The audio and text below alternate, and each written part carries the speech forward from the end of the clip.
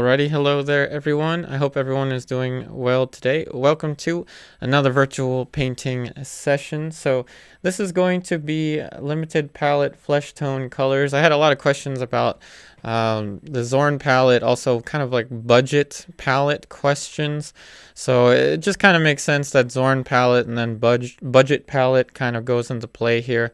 So the emphasis is going to be on a limited skin tone palette, not necessarily Zorn palette, and I'll talk a little bit about that. So it looks like our moderator game is going strong here. Hello everyone. Hey Monique, Ingrid, Julie, Diana, Juan, Troy, Glenn, how's everyone doing? And just like always, during the stream I am running a special sale, and again the special sale is only during the stream, but I'll talk more about that later. So let me talk about the colors that I have here. I have titanium white alkyd, so Griffin alkyd. Actually, I'm going to be using all Griffin alkyds for this session in particular. I do have links in the description box of this video, but those links are for the normal colors that I use, but I'm just letting you know I'm using Griffin alkyd. So this is Griffin alkyd titanium white, Griffin alkyd yellow ochre, Griffin alkyd Windsor red. So this is going to go into our kind of like budget skin tone options. And then we have alizarin crimson. Let me see if this is the permanent version or if it's the... It is the permanent version. So this is permanent alizarin crimson. This is raw umber Winsor Newton. This is actually the only non-alkyd color. Ivory black and then ultramarine blue. But for the skin tones, we're going to stick to 5 colors for the most part. And of course the medium, actually this is old medium. I should probably take this out. It's kind of crusty. I use Venetian medium. So here is the Venetian medium. And like I said last time, this painting is definitely dry and ready for us to continue to work on, as I did use the Griffin alkyd titanium white last time as well. So again, feel free to ask me any art related questions while I'm painting. It may be that I might be reading I might not be able to catch up with all the messages. And by the way, just like always, I can talk to you directly. So anyone that may be here for the first time in the virtual painting session, just type down there, this is your first time. Or if you would like a shout out or anything like that, I can give you a shout out directly here. Yes, I am wearing my winter clothes as it is starting to get kind of chilly. Here in Maryland. So let's see. Hey Glenn, is that all new paint or old paint? It's kind of a combination of the two. Like I said, it's actually kind of cold here, so it's kind of like refrigerated. The paint kind of seems already refrigerated, but the paints that are out here are new. The ones back there are old. Yep, I am using more Griffin alkyd this time. So it's all going to be Griffin alkyd except for the raw umber. So I did go and purchase a whole bunch more of the Griffin alkyd. So this should be exciting. Henielda, I just sent you a message along with everyone else, the new students. I sent you the welcome package with all the links. So hopefully that has found you well. So let me talk about the skin tones. Now, our model has a different kind of skin complexion than I'm kind of used to. It's her skin tones are a little bit cooler in the lights, but it also has something to do with the photography. I have elongated the face a little bit, but that's fine with me. So I'm starting off with titanium white, yellow ochre, Windsor red, and we're going to get into the budget palette options in a little bit, as that was a very common question last time. And just like I usually do, I'm going to be working a little bit lighter than need be. This painting will not be finished in this stream, but this painting will be finished. This is hopefully going to be completed and up for sale on Saturday. So of course, wish me luck that we make the sale. So a little bit of raw umber. Now the Zorn palette skin tones are just white, yellow ochre, cad red, and ivory black. So that's pretty much all you need for skin tones, but I'm going to make it 5, and I'm adding in raw umber for our limited palette. And to make this a budget option, a budget option includes something other than cadmium red, because cadmium red is the most expensive of all of the colors that you're going to have for your skin tones if we're talking Zorn palette. So I'm using Winsor red. Winsor red is not quite as pigmented, in my opinion, as cadmium red, but you'll see that you probably won't be able to notice too much of a difference, unless I completely screw this up. So we'll see. Hey Hudson, can you tell me your color palette? Yep. So the color palette for the limited palette is the titanium white, yellow ochre, Winsor red, permanent alizarin crimson, raw umber, ivory black.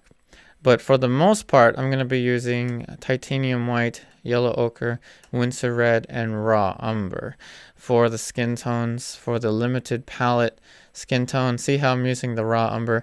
Raw umber on its own is a pretty fast dryer, so I don't feel the need to have to purchase the alkyd version of it, as it's already a pretty fast dryer on its own.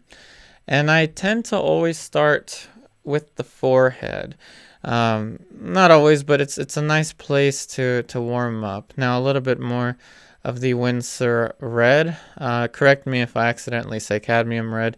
I may say that from time to time by accident, but this is Winsor red. And these are Griffin alkyd oil paints. I would consider these paints to be advanced. And the reason being is that they dry with the quickness. So let me talk to you directly. Now, what I mean that they dry with the quickness and alkyd oil paints, I consider them to be advanced, is that you're really going to want to work one section at a time, because after about 20 to 30 minutes, depending on the temperatures, of course, here it's actually pretty cold, so it actually will kind of, I guess, affect the drying times a little bit. But the reason I say it's advanced is because it dries fast, so you're forced to work faster. And if you're not careful, you're going to ruin your brushes, because it will start to dry and damage your brushes if you're not careful about that. Let's see. Hey Ingrid, Winsor Griffin alkyd are about $6 a tube. Yeah, they're pretty inexpensive. And again, yeah, this is the Winsor red, just so you know, I'm not lying to you. This is the Winsor red. You can see it here maybe a little bit. It's a little darker. It's a little darker than the more expensive cadmium red vermilion. This is the more expensive. This is about like $45 or something on sale. And then this is like $6. You can feel the difference. I mean, it's lighter than this. This is like super, super heavy. But you're not going to need something that pigmented in the skin tones per se. Sometimes you're going to want that, and then there's no real way to get around it. But for practical purposes, for all intents and purposes, for the most part, Winsor red will actually do pretty well if you're trying to paint portraits on a budget. Now, if you don't have a budget problem or anything like that, you know, if you're rolling in dough, then you can go ahead and get the most expensive paints that you want. But that really just depends on your, I don't know, it depends on what you want to get out of the painting experience. And just to be clear, in the grand scheme of things, oil paints are not that expensive. So you think about other things that you could be doing in life. For instance, if you're into like motorsports, if you're into motorcycling or something like that, you know, that's going to cost you in the hundreds for tires, for chains, for your maintenance.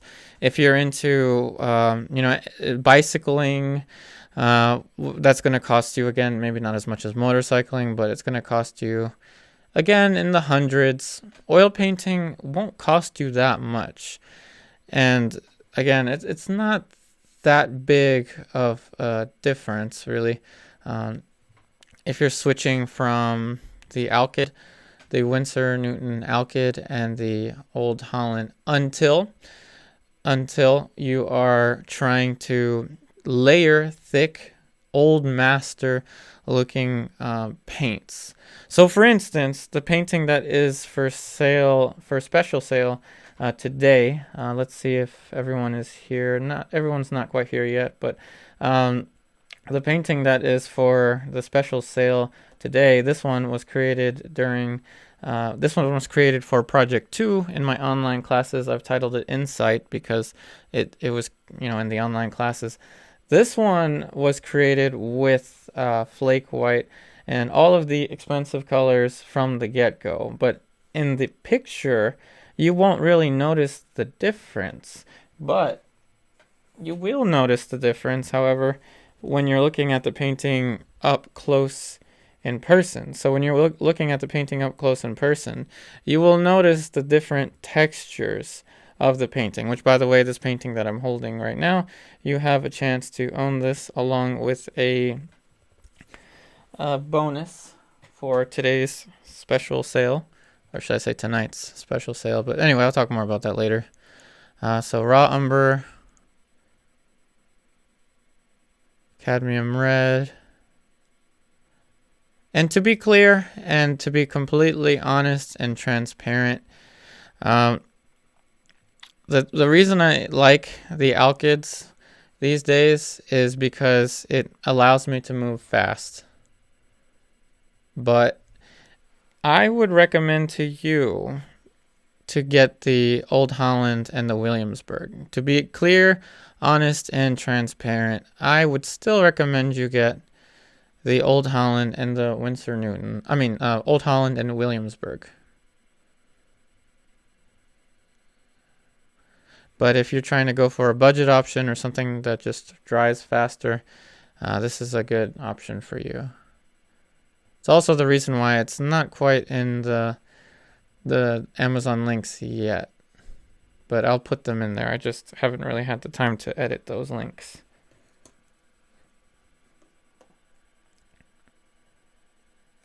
Hey Monique, all alkyds except for raw umber in this session. Yep, this is true. All alkyds except for raw umber.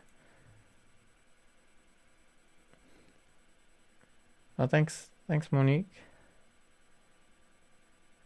Hey Steven. Oh yeah, you were just painting Barbara. Yep. So again, everyone wondering what we're talking about.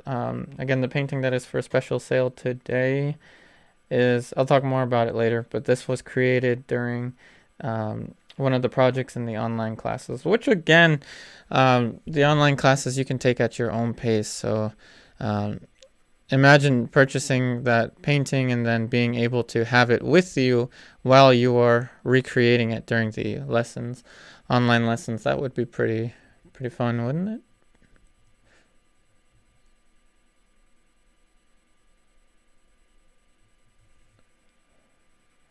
Now, as I said, the alkyd oil paints are, I consider, advanced because it forces you to do what I'm doing right now, which is stick to one area. And yep, we're going to have the link posted there from time to time. So if anyone is interested in the online classes, again, they are $10 a month. $10 a month gets you access to all of the pre-recorded lessons, as well as it gives you the ability to send me images every week, if you so choose, for the virtual classroom that is weekly.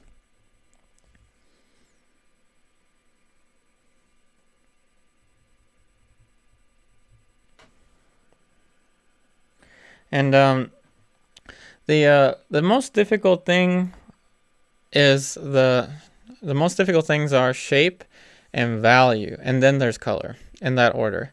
So it does help to answer as many questions as you possibly can in monochrome.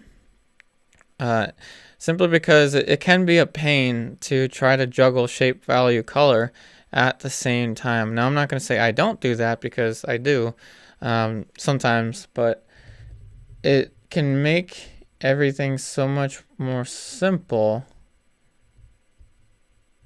when you already have two of the factors already dealt with, for the most part. Obviously, we'll continue to edit things here, but it's helpful now that we have the shapes dealt with for the most part. We'll adjust some things here and there, and the values dealt with.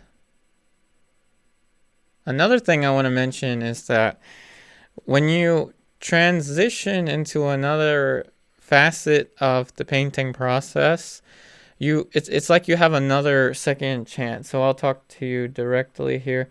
So when you're transitioning from monochrome to color, as you're going to see how I'm going to continue to build the color, it gives you kind of like a second chance, like a second perspective on drawing and shapes in particular. You can see things more clearly when you layer color over a monochromatic understructure. It's kind of weird. It's a strange juxtaposition when you put in color over top of monochrome, and then you see all of the things that you didn't see before. It's like a superpower, kind of.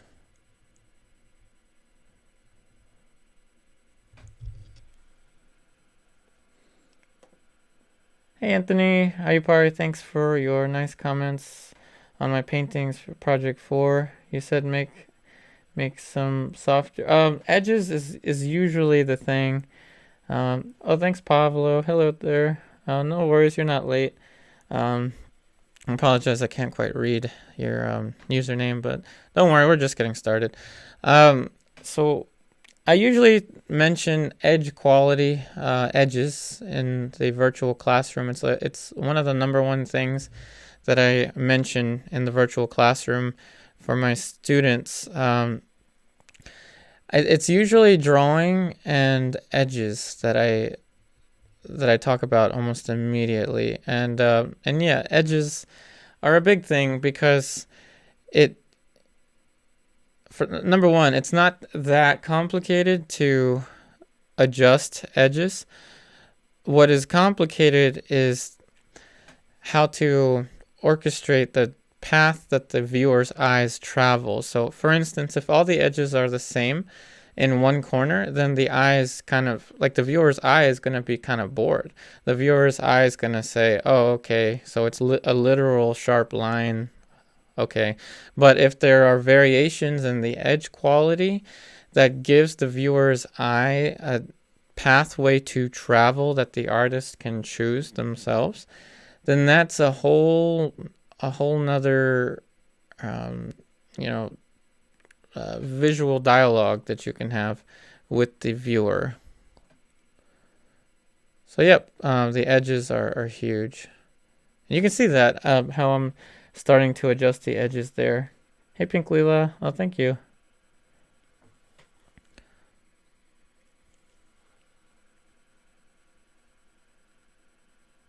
Let's see. You didn't see the art side of it. Well, I don't know. Maybe not.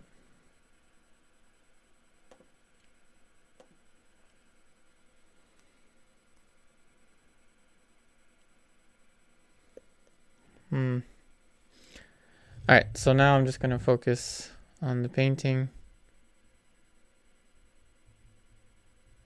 And with every stream, let's see if the special sale painting will sell. You know, the biggest confirmation that an artist can receive that they're doing something right is when a sale is made. So let's see.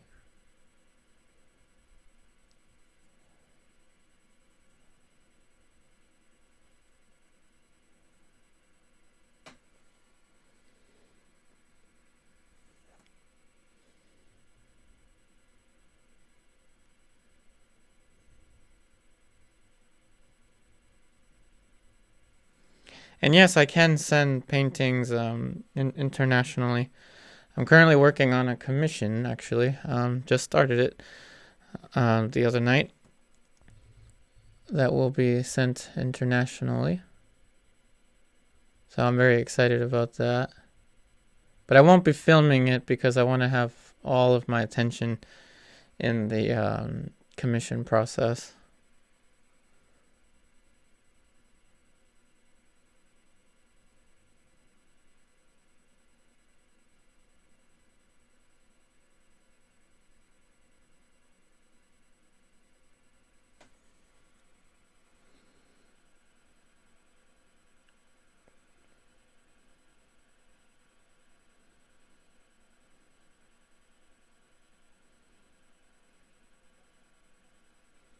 Oh, we're talking about reading. Oh, yeah, just misunderstanding. It's all good, buddy. It's all good. So see how I'm adjusting the edges for the form, the halftones on the corner of the eye socket. And mind you, again, this is a very limited palette that you're seeing here for this section here. Again, just 5 colors.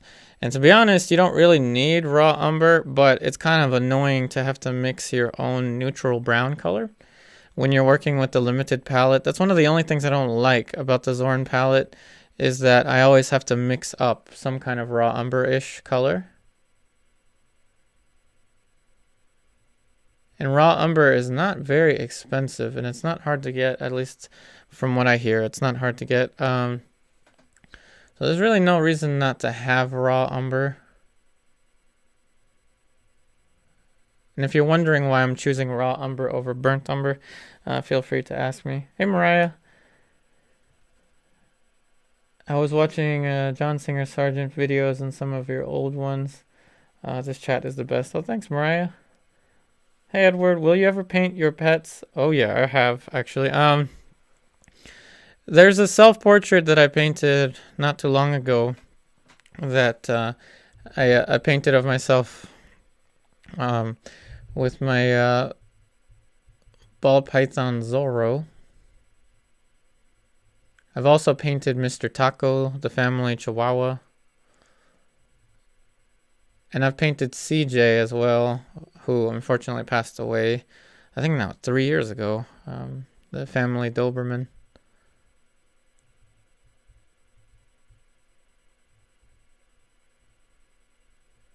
The pets I haven't painted, and I have painted my bearded dragons, but the only pets I haven't painted are the tarantulas.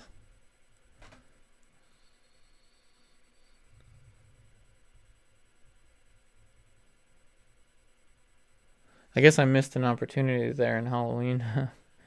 Yeah, no problem. Let's see. Monique, raw umber versus burnt umber because Stephen, why over burnt umber?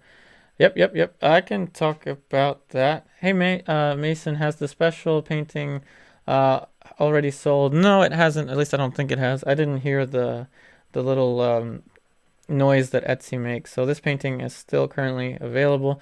But again, I'll talk about it when we have at least the majority of my average audience number here. So yeah, I can talk to you directly about burnt umber versus raw umber. I didn't mean to press the button that quickly. So burnt umber and raw umber are both excellent colors to use for underpaintings because they dry quickly and they do both compress the value range. So in that regard, you can use burnt umber perfectly fine. The only reason that I suggest raw umber over burnt umber is that raw umber tends to be cooler depending on the brands. For the most part, some brands of raw umber are a little bit more green. Others are a little more, I guess, gray, cool gray. But the nice thing about raw umber is that it's a cool color, but it's not as cold as, say, ivory black or lamp black or anything like that. And also that kind of cool color that you get with raw umber is so versatile. It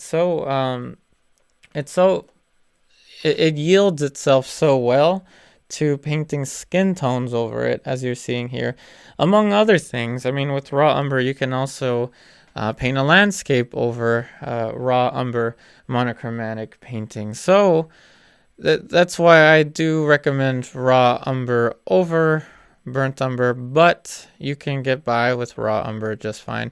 Also, I use raw umber as a coolant in this 5-color skin tone setup. If I had burnt umber, I wouldn't be able to use it as effectively as a coolant. So hopefully that answers your questions there. Hey Mariah W. Oh wow, I love tarantulas. Awesome. I'm glad you love tarantulas too. We are very few, those of us that love our 8-legged kittens. We are very few.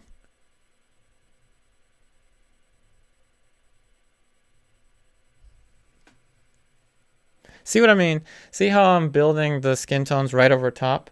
Oh, thank you so much for your super chat, Corey Lewis. Been watching for years. Hope your Alla Prima, or let's see, your Alla Prima videos really helped me with painting live portraits. I'm so stoked to see how your channel's grown. Oh, thank you so much, Corey. Corey Lewis, Tattoos and Art. So, what am I gonna do? I'm going to give you a shout out with 2 of my favorite all-time brushes. Corey Lewis, shout out to you. Thank you so much for your super chat. Really, really helps me out so much. Thanks, buddy. And now you're going to see how I'm going to be able to layer right over top of this. And someone's going to mention it at some point, but I'm actually holding the brush now closer to like a pencil. And that's because I'm more relaxed now, because I don't have to worry about trying to figure out the shapes or the proportions or any of that stuff. So I'm giving myself some leeway. I can actually rest my hand here.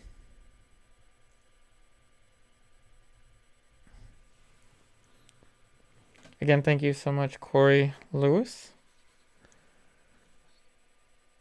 And since we're talking about limited color flesh tones, again, titanium white, yellow ochre, Windsor red, and raw umber.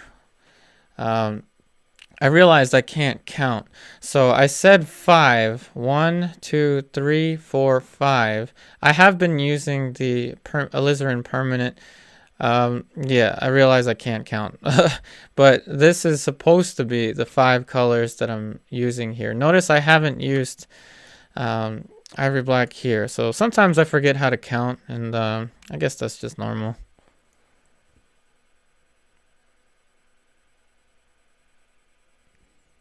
Well, thanks, Ingrid. Hey, Naima. Now, I should also make it clear that at least with a compared to a contemporary palette, this is a very limited palette. And I know I've already mentioned this before, but compared to a contemporary palette, every single color that I have here is, again, the total number of colors here makes this an extremely limited palette.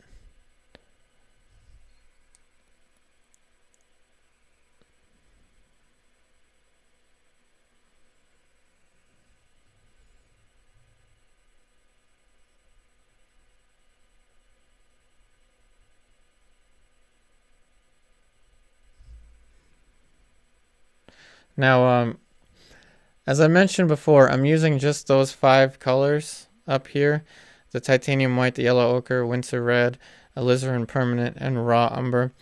But to be honest, again, if you can afford to get the ivory black and the ultramarine blue, these 2, then you're good to go. You have nothing to worry about. And the only reason I have this color and this color, which I'm not using this color, the cadmium yellow, I'm not quite using it. I may use it for the background, but not there yet. The reason I say to use a limited palette, especially if you are beginning, it can get really confusing. I liken it something to if you go to a restaurant and you see that the menu has like 50 or 60 different things, it can get kind of overwhelming. But it's kind, I don't know, it's kind of relaxing when there's maybe like, I don't know, 5 or 8 things that are really popular that everyone always gets. I liken it to something to that level. Of course, not as, I guess, complex. Hey, Carmen. Oh, thank you. Hey, Julie Danawan, will you be adding her tattoos? Yes, but not in this session. I'm going to glaze the tattoos on there.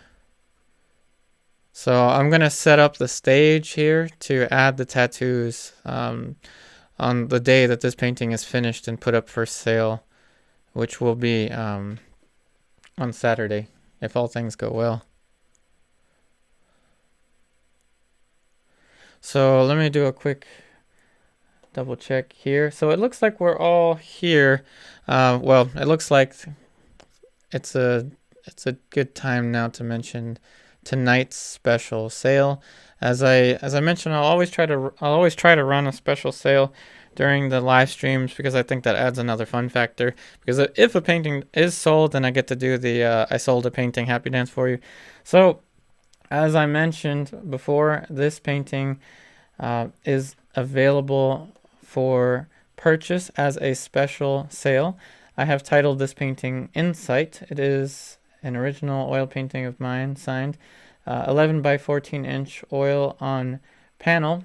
As you can see here, the special sale, if purchased during tonight's live stream, the buyer will also receive a free painting study on a sheet of canvas. So here is the painting that is currently available as a special sale. So this painting was created actually during my online classes. So if you do fancy you want to join the online classes, not only do you get to own this painting, but you get to see how this painting is created, all the while owning that painting. So that would be pretty cool. And the bonus paintings that come on the sheet of canvas that I was talking about, it is going to be a surprise signed painting by me that will be included in your box if you do purchase tonight. So it will be on a sheet of canvas like this. So I do have a ton of these. So for instance, you could receive this one. You could receive this one. You could receive this one. It's all really up to which one I select. And as you're noticing, one is missing from the ones that I was showing before because I have shipped a painting recently, and I'm actually creating a box to ship out by tomorrow. And the link to that is the link to the painting that's available for special sale for tonight only is in the description box of my video. If one of my moderators wants to do me a favor and post that link for me, that would be much appreciated. Hey Maria de Fatima. Hey Maria W. Is this a picture of Amy Winehouse? From my understanding, I think Stephen mentioned last time that this picture was taken by the model herself. This image is from Unsplash. It's a copyright-free resource where you can find images for painting, especially during these times where it's really difficult to find, or it's impossible to find open studios where you can go and paint a live model, or even take pictures of anyone.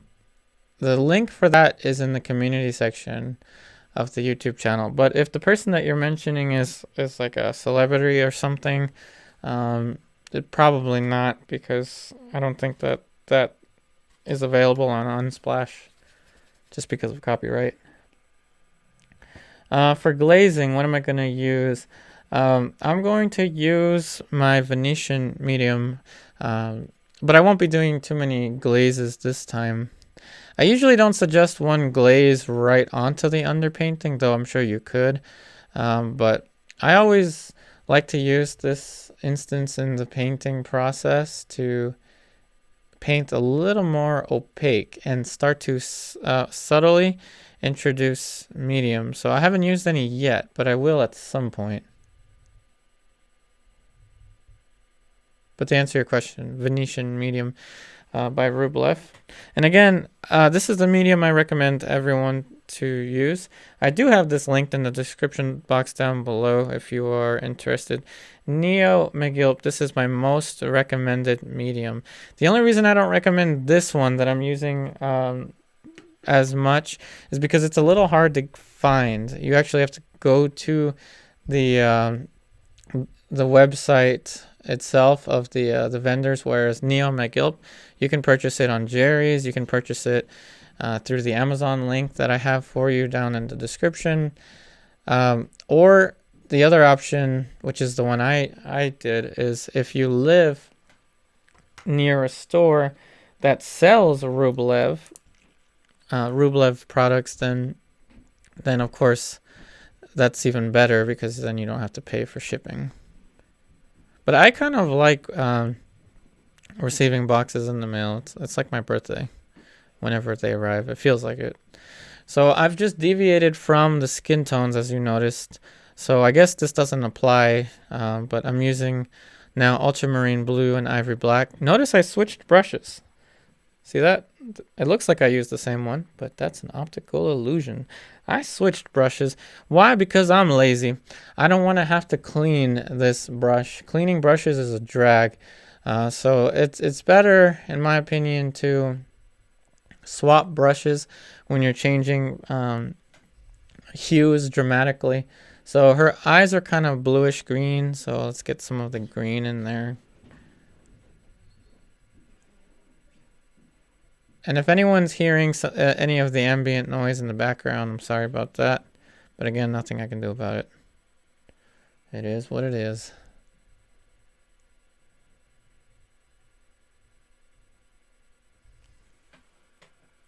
Now with the same brush, since this does have the cooler colors on it, let's just add titanium white and use this to mix up the sclera. Hello. Z period S period. How many hours do you paint in a day? Well, my days are usually my work days are usually every day during the week except for Thursdays and Sundays, with the exception of this Sunday because I'll be doing the live chat with my patrons on Patreon. I usually will work on a painting for, as you're going to see here, we'll be here for about 3 hours, give or take. I usually will paint 4 or 5 hours during the day. So I was working on a commission just before filming this. So I worked on that painting for maybe like 3 hours, and then this 3 hours, well, I guess I would have painted 6 hours today, I guess. And then I also have my online classes, so that I do computer work for my online classes as well. As you can see, I'm always doing something, which I love. I mean, I really love doing all this. Hey, Cursoro Jr. Algún Brasileiro. I don't know. My family's from Peru, though. Hey, Shannon, Franklin. Hey, do you get mad if you fall? Or if you... What? Huh? Oh, if you fail sometimes. Yeah, of course. I mean... but I fail often. I mean, I consider failure to be a stepping stone to success. But I do fail often. You know, I don't accomplish things that I want to accomplish, and it's frustrating at times, but you know, I'm a human being. It happens.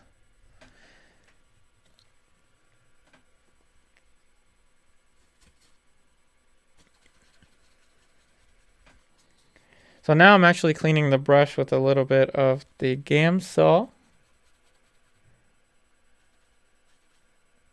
Oh, thanks for watching from Egypt. Hey, Adriana Mouse. Oh, thank you for your comment.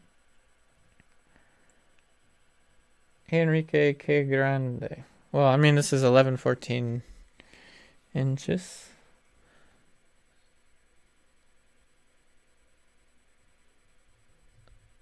Alright, so now I'm adding... Actually, I should be mixing over here. Ivory black. Ultramarine blue. Remember when I said... Last time I said, and I actually said earlier today, that raw umber and burnt umber are really nice because they compress the value range. Check this out. This was the darkest that raw umber could go. Now it has sunken in a little bit, but we won't count that. Now look how much darker we'll be able to go.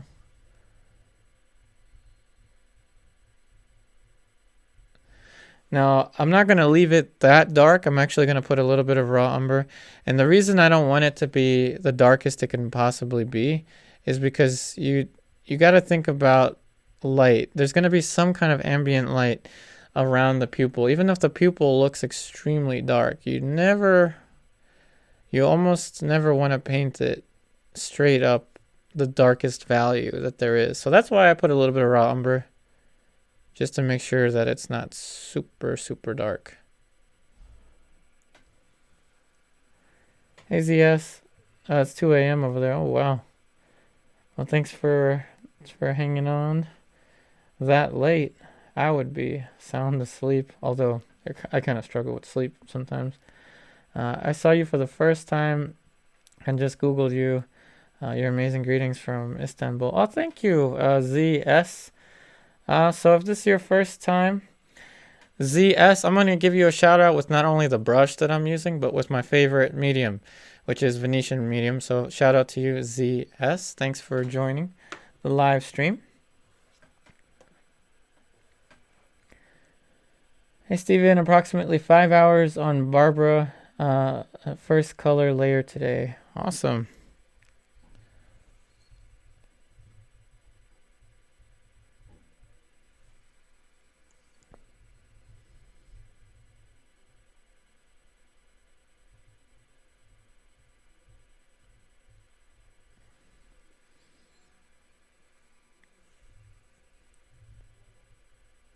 So again, I'll reiterate it from time to time. The limited palette that I suggest is the Zorn palette. So titanium white, yellow ochre, some kind of primary red. I'm using Windsor red. I'm actually about to talk about the benefits of the this kind of budget color soon. So some kind of primary red, ivory black. So that creates your Zorn palette, the 4 colors there. But it always helps to have the raw umber. And if you can go the extra mile and get alizarin crimson or alizarin permanent and ultramarine blue, then you've really got yourself a nice color palette. And if you go the extra mile and get a primary yellow, you're good to go. You can paint almost anything with these colors. With this color palette, you can paint almost anything. You can paint a Bob Ross style landscape. You can paint a Rembrandt kind of monochrome lighting type of setup. You can paint a Vermeer looking thing, arrangement. You can paint almost anything with these colors. But for skin tones in particular, if you use the Zorn palette plus raw umber, you are good to go. And now let's talk about the benefits of using this kind of budget, this budget red, as I'm using it now. But first, let me answer some kind of question here. Hey, Monique, is the head close to life size on this 1114? I don't think so. I usually paint the heads about the size of my hands. My hands aren't quite as big as my head. So it shouldn't be life size unless it depends on the model really, but it should be just under life size. Let's see.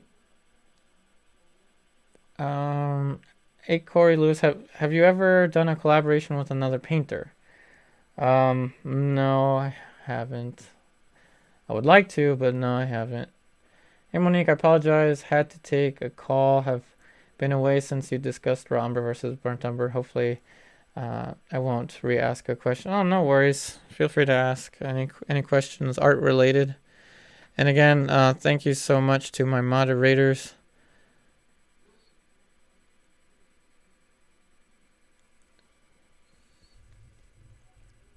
Defending us against any potential trolls.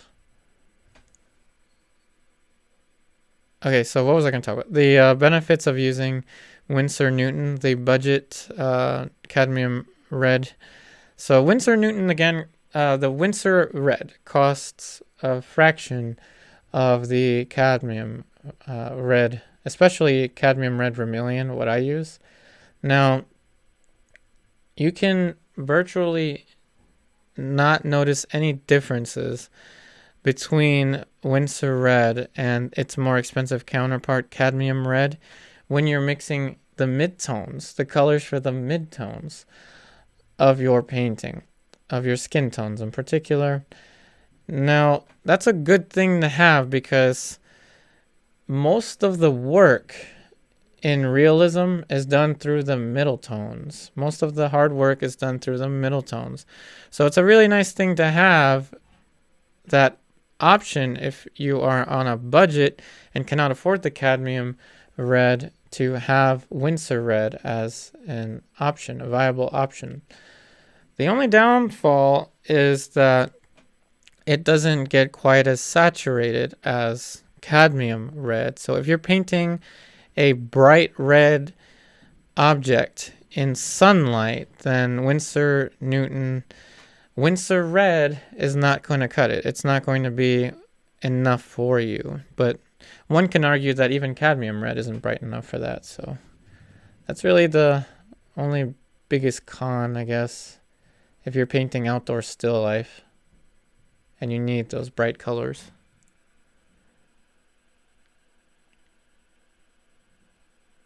Hey Monique, like to work 9x12 and 1114. Yep, I do. Hey Monique, I'm sure you could fit this appropriately on a 912 as a study. I could. Virtually 912s and 1114s will look almost the same on the screen just because all I have to do is just zoom.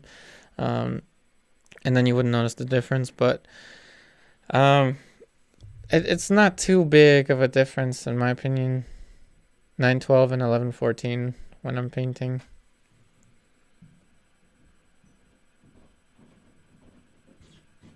Hey Harjot. Uh-oh, you're writing to me in Spanish. I did say that last time someone wrote to me in Spanish with your username. Hope everything's okay.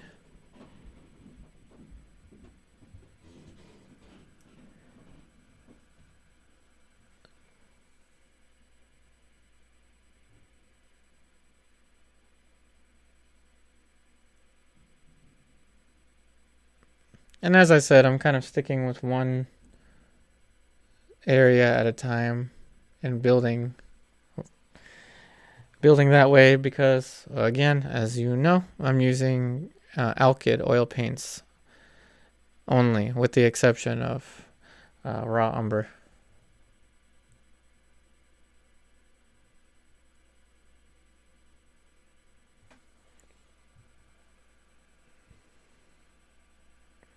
Oh, okay, Hardjot, so we're good. Hey, music account. Oh, okay. That was okay, I guess. I don't know.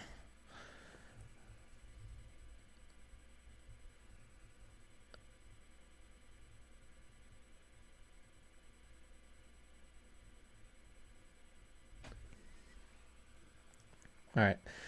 So I've pretty much said what I needed to say for the eyes for the most part.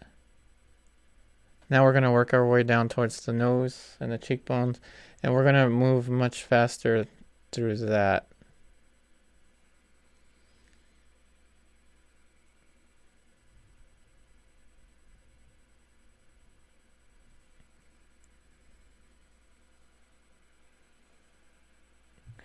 Hey, Adriana Mouse. Oh, thank you.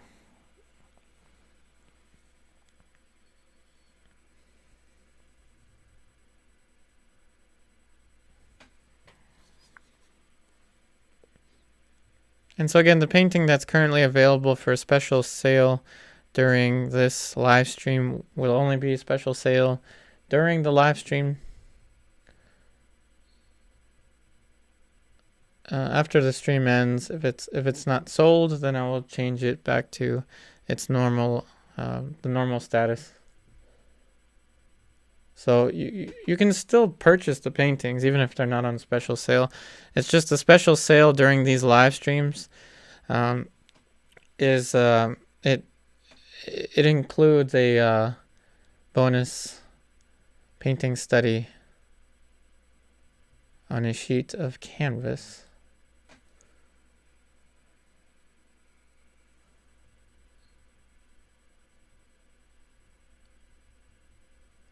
And I can already feel the paint starting to tack up across the eye. So that's a good thing. That means that I anticipated correctly that it would start to dry within 20 or 30 minutes.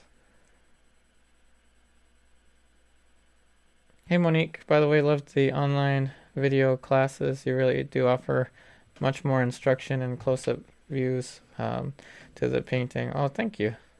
I'm glad that you're enjoying the online classes. And again, I always say this, the virtual painting sessions are virtual painting sessions. The online classes are more instructional. So again, there's the link for the online classes. Again, only $10 a month. Gets you access to all of the pre-recorded lessons. And gives you the option to send me images weekly for the virtual classroom. All right, now let's go ahead and put in the dark for the hair.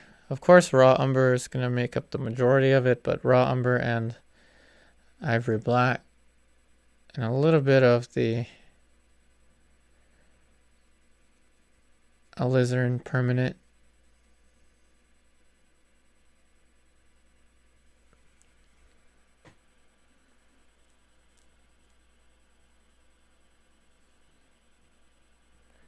The art of DHT. Hello.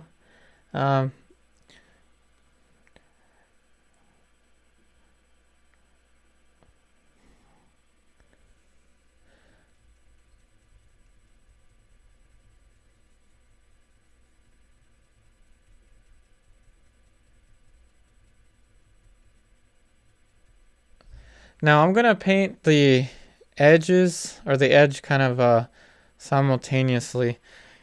Not literally simultaneously, but you'll see what I mean in a second here. Sometimes it just makes more sense to show it.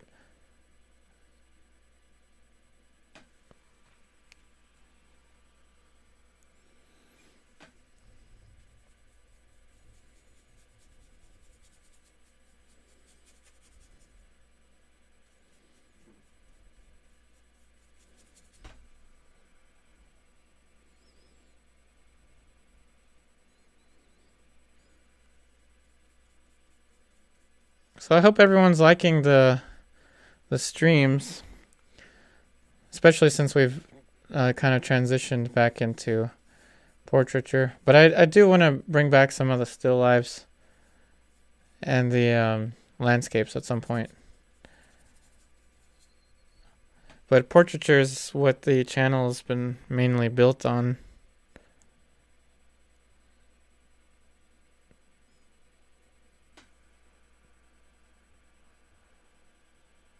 Hey Ingrid, the Rembrandt template, I will be getting to the templates for the Rembrandt project that we just started. So again, online students, those of you watching and listening, the past 2 lessons were actually pre-recorded. And actually, today's lesson will be uploaded right after this, but they were pre-recorded videos that were meant to be for the public, but That was right when I started streaming. Actually, kind of a month or so, or a week before I started streaming. So I ended up not uploading them, and then I decided to use the footage for the start of Project 5. And Saturday I will start to resume the usual streaming lesson style, and then that's when I will start to create the templates. But again, you can use any of the Rembrandts, any of your favorite Rembrandts, online students. You're free to use any Rembrandt you'd like for the Rembrandt Master Study. And I will be creating templates based off of your choices. So you can send me, well, you'll see on Saturday, you'll be able to send me your suggestions for me to create templates for the Rembrandt, and then I'll create the drawing templates for you. And to everyone else watching, I am aware that Rembrandt didn't use transfer drawings, at least from our knowledge, but I create those templates for my students as a drawing assistance.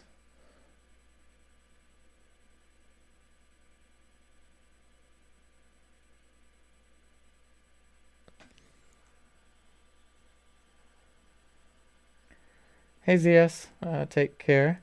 Hey Steven, I believe you said one could choose any Rembrandt study. Yes, any Rembrandt. You can choose any Rembrandt image for Project 5. Project 5 will be dedicated to Rembrandt Master Study. So it doesn't have to be the same one that I chose. And I always want to have at least one Master Study in the online classes at all times.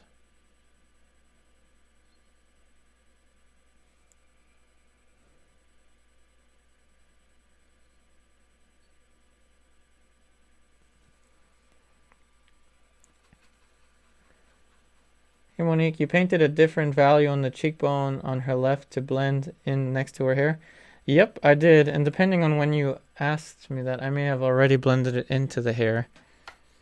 So yes, you are ahead of me, Monique. Hey ZS, I hope one day I can paint with oil paint. For now, watercolor and acrylic. I do have students that use acrylic. And I do have students that use acrylic and gouache and different media.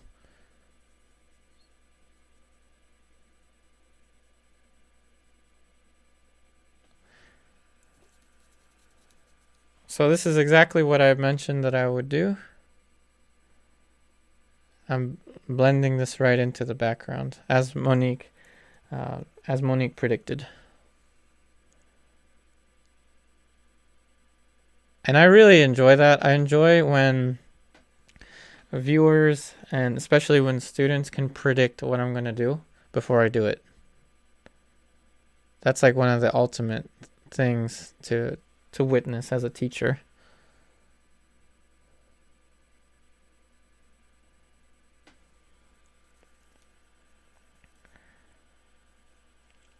Hey Monique, I prefer the portrait lessons, but a nice still life is always great practice. Yep, we can do that.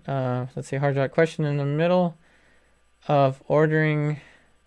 What would barbecue rib fajitas be like? I have no clue. Are you at a restaurant right now? Oh, great. Now I wish I could be at a restaurant. Let's see. Hey, Samantha. Haley Sanchez. Hi, I've been watching your videos, and it's been a great help with my art. I have improved a lot. Thank you. Huge fan from the Philippines. Oh, thank you so much for your kind words, Samantha.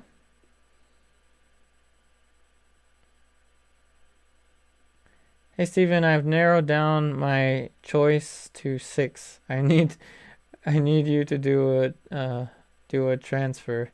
You will see my choice in the virtual classroom. You can also just message me on Patreon.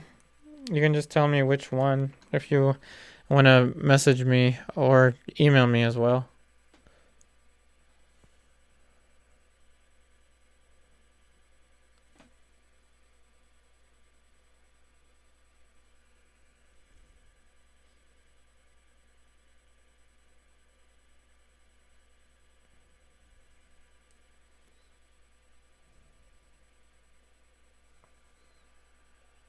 Hey, hard job. Oh, online ordering. Yeah, I have no clue.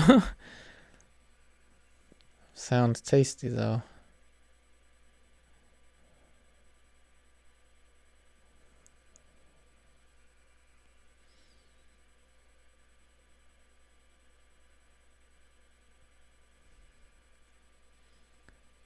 And see how I'm punching up the pink a little bit now for the nose.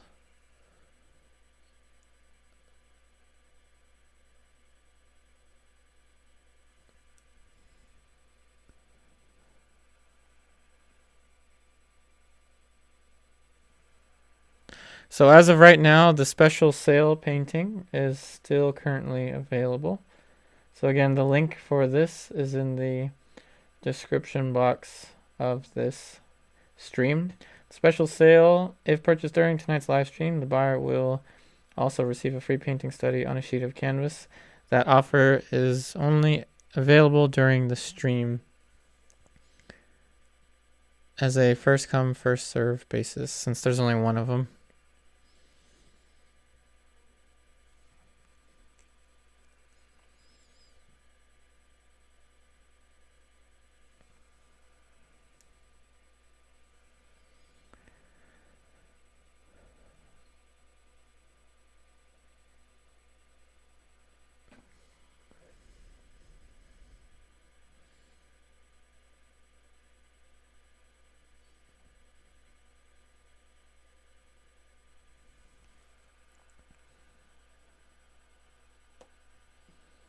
I got the face that you created is more delicate. I like the effect. I like much more your painting than the photo reference. Oh, thank you. Hey, Harjot, do you think that's what traditional? I don't know. I'm not the best one to answer that. I have no clue.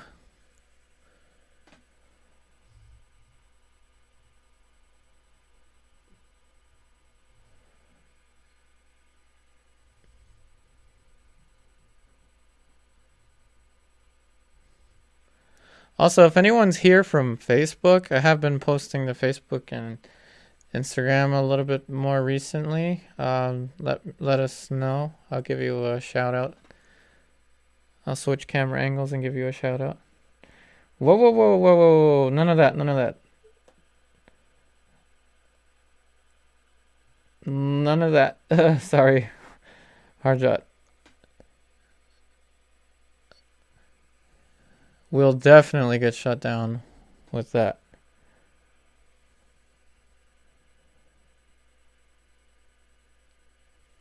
But we can talk about that later. We can talk about that later, Harjot. That's not during the stream. Hey, Monique, want to try all the projects? Yep, definitely. Definitely. As I mentioned, with the projects, you can do multiple paintings for each project. I have students that have done multiple paintings for project 2 and for project 1.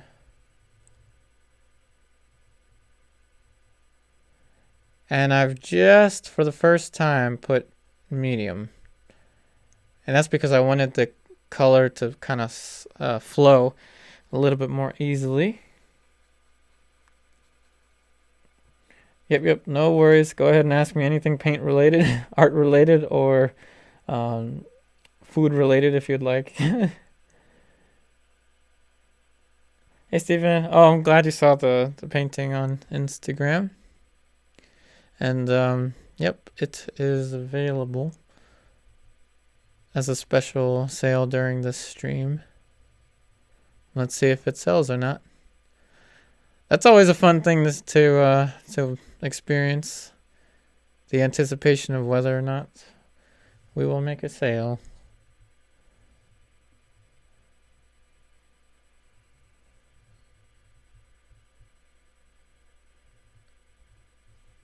And now I'm starting to round out the bulb of the nose. I did just move the nose a little bit to the left. I'm going to move it even more. I definitely miscalculated the shape of the nose during the underpainting. So little by little, I'm correcting it.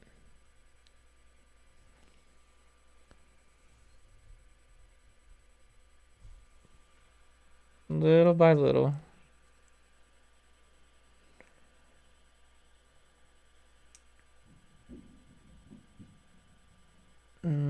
Let's see. Hey, Julie Dano. Okay, let's see. Jeff asked, do you intuitively know the tints you're painting versus or trying to paint from a picture? So let's see. So Jeff, some of it is intuitive. Yes, some of it is intuitive.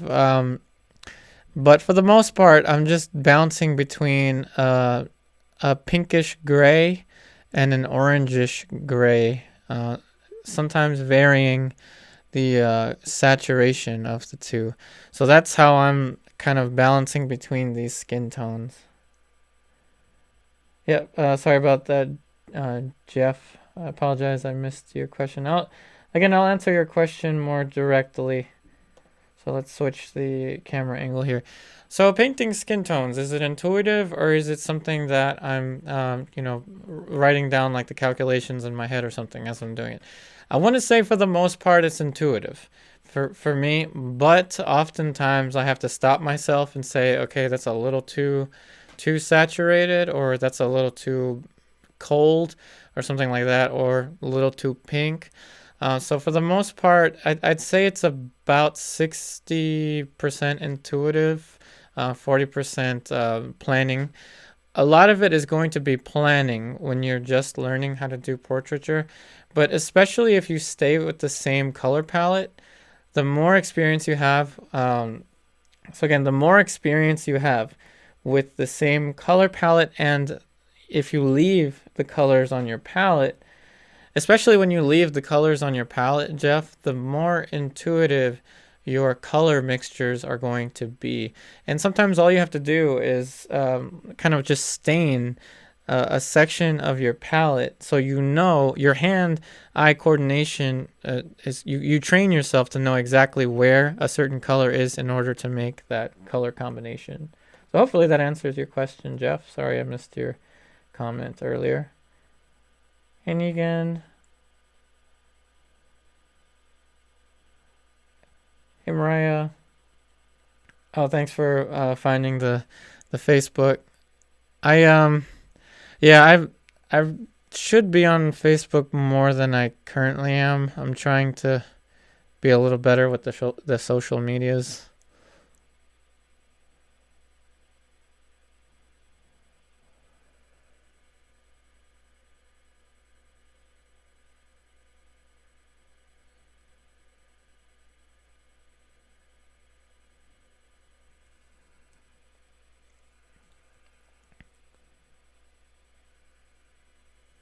So as I said, I found myself painting this a little too pink earlier. So intuitively, I made the nose too pink earlier, and now see I'm mixing like right into this puddle. So I'm doing that in order to bring down the pinkness.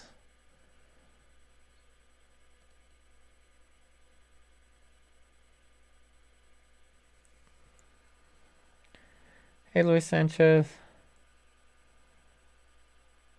Oh, there's the link to the Etsy, to the online store. So the link is right there. So you can simply click onto the link there, and it will send you to the online store, and that's where you will see this listing for the painting that's currently available. Also, if you check the description box of this video, you will also see the that painting. It'll actually take you directly to that painting. Hey, Edward. Oh, thank you. I'm glad that that is starting to have a kind of classical feel to it.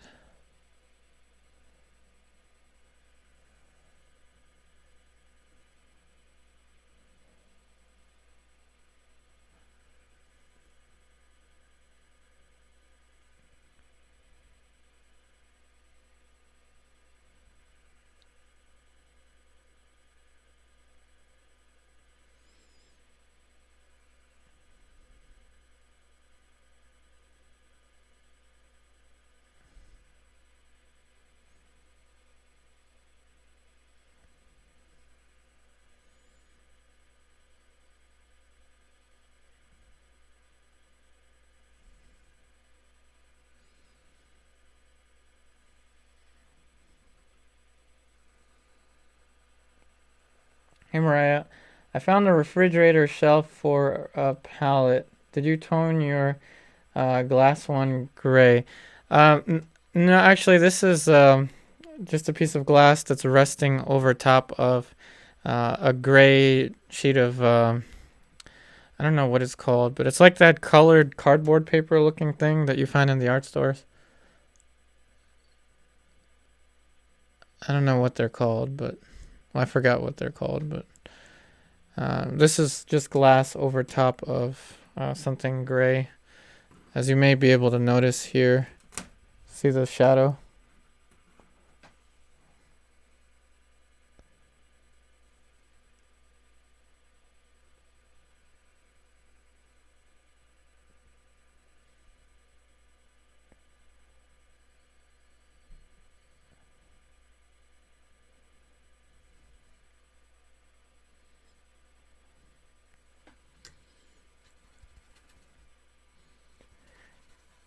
And I do make things a little bit darker than need be, and then kind of just blend into them,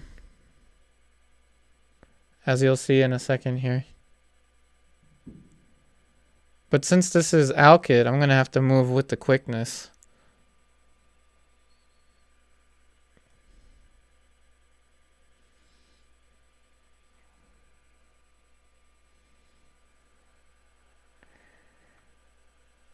Hey Steven, Gray from Card. And this is just I don't know, just the glass is resting over top of a kind of like a piece of painted cardboard.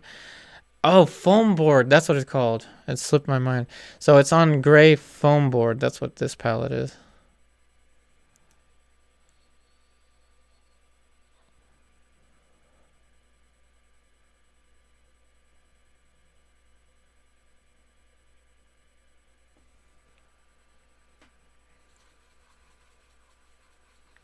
Hey Steven, are you still able to see the underpainting through the paint that you are applying? Yep, I can still see the underpainting. And I always tend to say that I'm building onto the underpainting, not painting over it. So it just really depends on how transparent you're painting, or how thick you're painting. I guess the two aren't the same thing, but I'm not painting that thick. And when I mean transparent, I mean I can use a little bit of medium, see here, and then you can definitely see the underlayer if I do that.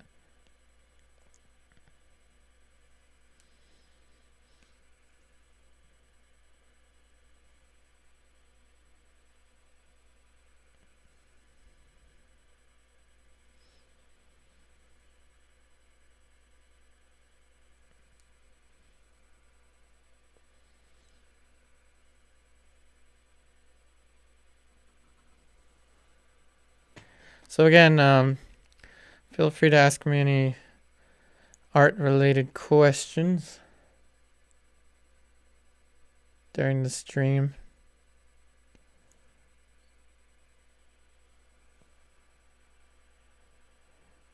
Hey Harjot, you're gonna watch One Piece. Are you all caught up with One Piece? Am I using Windsor Yellow, Ingrid? No, I'm not using Windsor Yellow. This is Yellow Ochre. This is Griffin Alkyd Yellow Ochre. But in the links, I have the Old Holland Yellow Ochre, and the difference in the price is really only just a couple dollars usually. I mean, depends on where you are. But I'm using the alkyds just to change things up and to show you how to use them, or how I use them. Monique, I am using a little bit of medium, a little bit of the Venetian medium, as you're seeing here. Hey Elizabeth, any advice for learning more about color? I suggest to do the same thing that we're doing here. If you want to learn more about color for portrait painting, I recommend to just go right into it with portrait painting.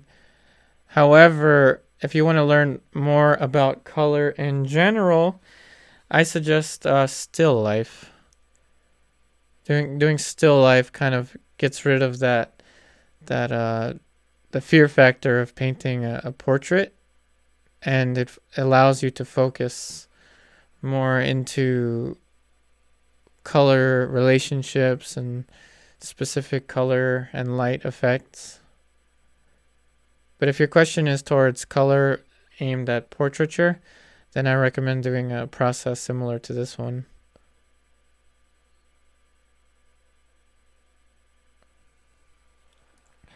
Hey Jeff, I'm having a hard time producing a particular feel for the painting I'm working on. The picture presents a certain feel of warm innocence, which I, let's see. How is it a good way to capture a feel in a painting?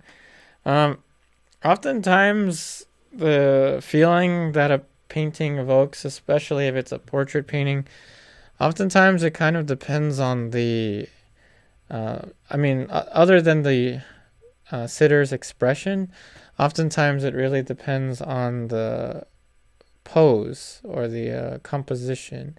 So depending on the placement, so if I were to place her too high up there, then I would give her a kind of, it would be kind of strange, like kind of overly, like overly dramatic, I guess, if it was tall.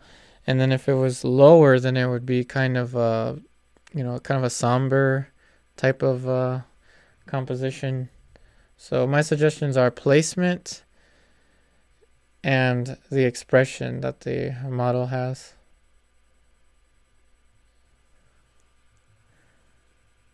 Hey Monique, keep it simple, stick to the Zorn palette until you know these colors, then move on. Yep, this is true, but always remember raw umber. Raw umber will save you a lot of time.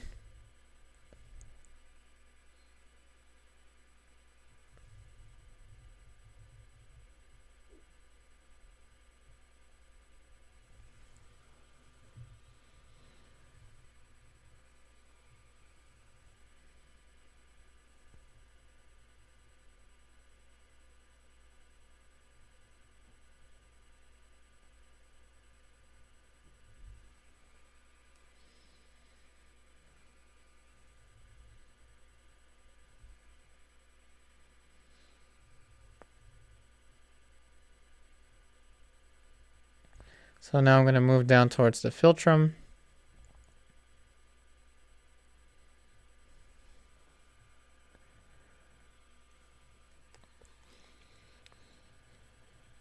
Hey Shahad, apologize, I can't read what you wrote just because I don't know how to read it. But thanks for joining the stream. Yep, no problem, Jeff.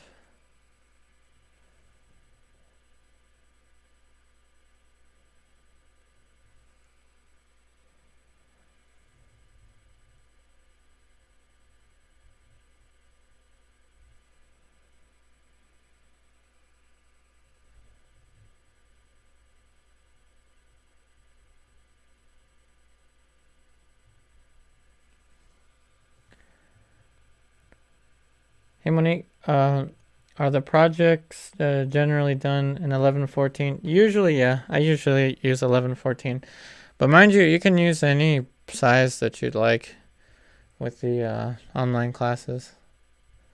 1114 is just like the perfect size for me to film.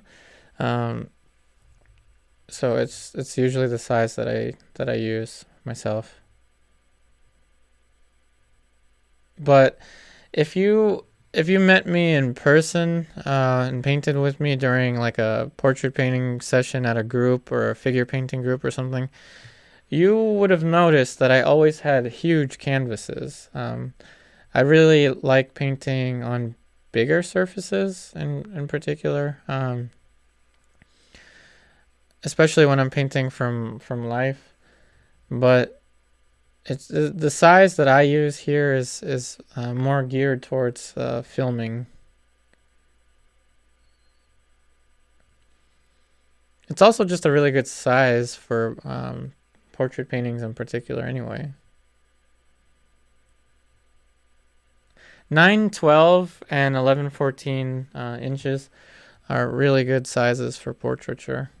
Any smaller can get kind of compressed. Any larger than the head may end up being too large. Unless you paint more than head and shoulders, and that's perfectly fine. Yep, no problem, Monique. And again, once in a while, we'll have the links there, as you're seeing in the comments for the online classes. That's our only $10 a month. Hey, Mariah, I'm downsizing too. I do 4 foot by 3 foot and larger. I bought a bunch of 11/14.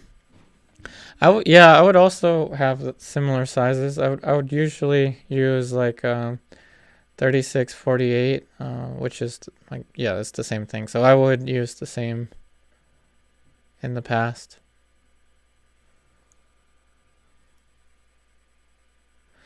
And when I started this, I said it had a Nelson Shanks kind of feel to it, which is why I chose it. And it's because the lighting is mostly frontal, and because of the waddle. Does anyone know that song? And it's because of the head, the thing that the model's wearing, the head scarf or whatever we're calling this, and the tattoo. Waddle till the very next day. Does anybody know that song?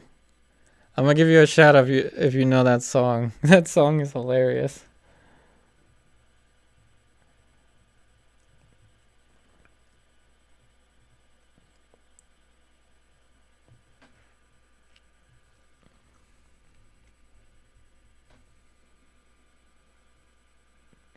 Hey Monique, I unfortunately didn't study with Nelson Shanks. I met him in person, and my teachers studied with Nelson Shanks. I even got to meet his son once, Alexander Shanks, who is also a really amazing artist. I studied with Leona, with his wife. I took figure drawing classes with her.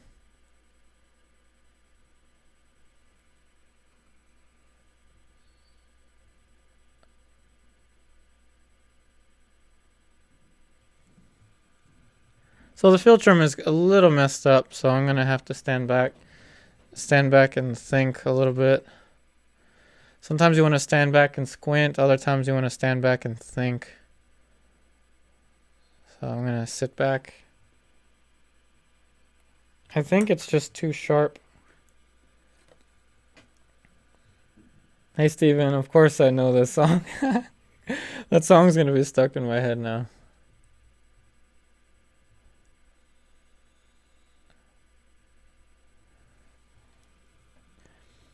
Hey, got any grapes?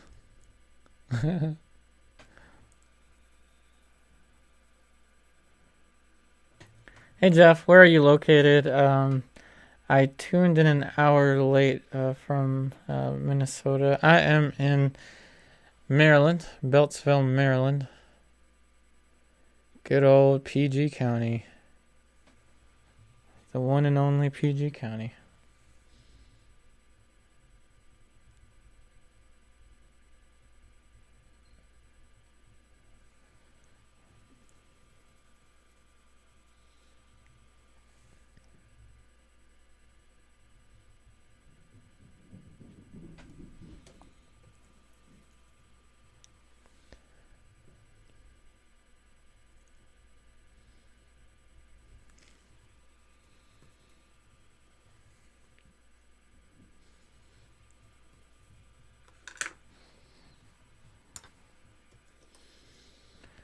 Alright, so let's cover the cheekbone area now. Now we'll use a little more medium here so I can cover much faster.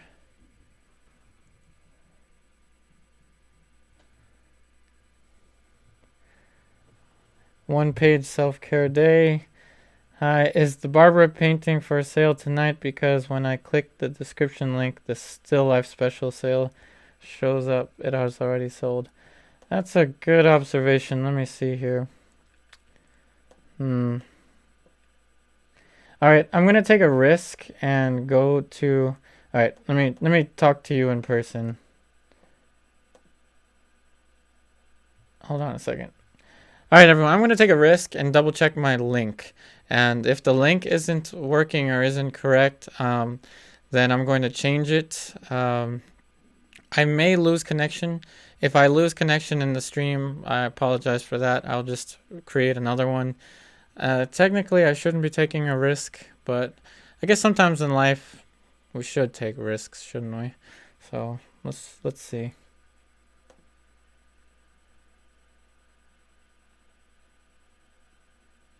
Yeah, YouTube notifications aren't that reliable anyway. I guess. Sorry if I lose connection. Oh, that's interesting.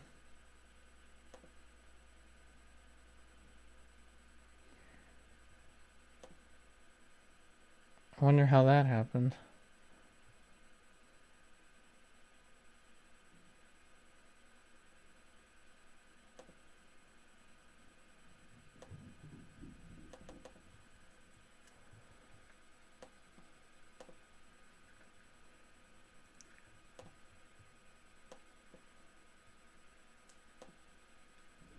All right, let's see if I can post it here. Nope, I can't. Does it? Can I? Oh, look at that. I can post it. So there is my link for the painting, this painting that's currently for sale. So apparently the link was messed up, so thanks for catching that. So if you are interested in this painting, I have just posted the link here. And since it fits, what I'm going to do is just pin it and forget it. Apologize, everyone. I just took a huge risk. I could have easily lost my stream, but you know, sometimes in life you gotta take a risk. Thanks for pointing that out.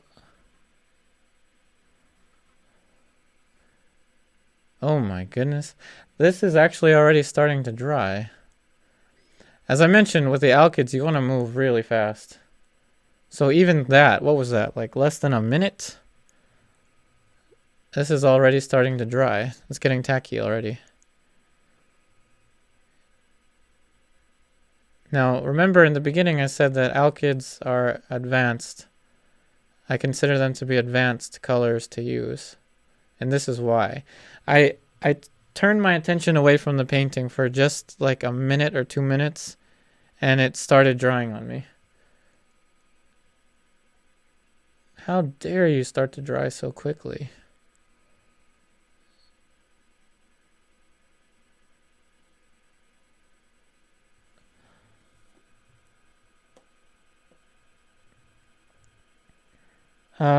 Hey Monique, the still life with the strawberry? No, it hasn't sold. And if you are interested in that one, I can also just do the special sale for you with the still life with the strawberry.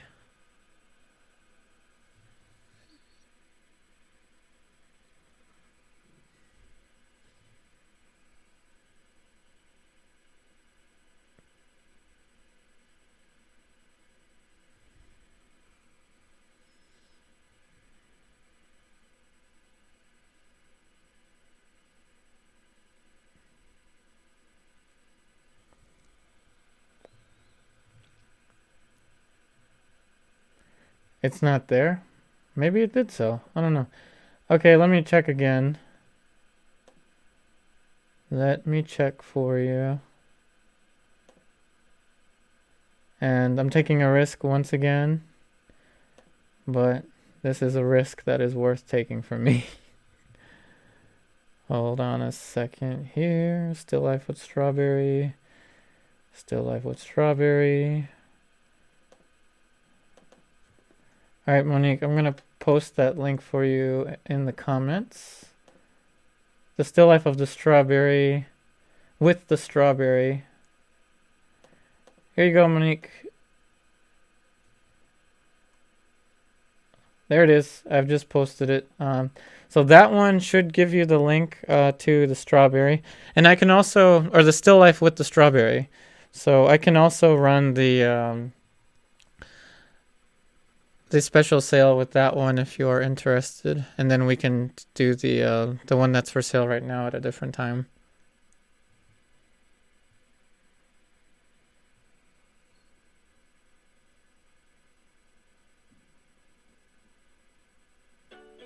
Oh, okay. Let's see. Oh, that's favorite. Okay. That was a different sound.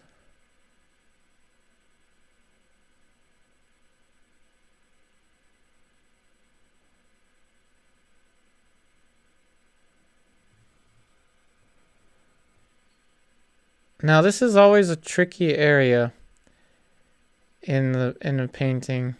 If you overdo this, it's gonna look like she was punched. So it's actually better to underdo this plane here.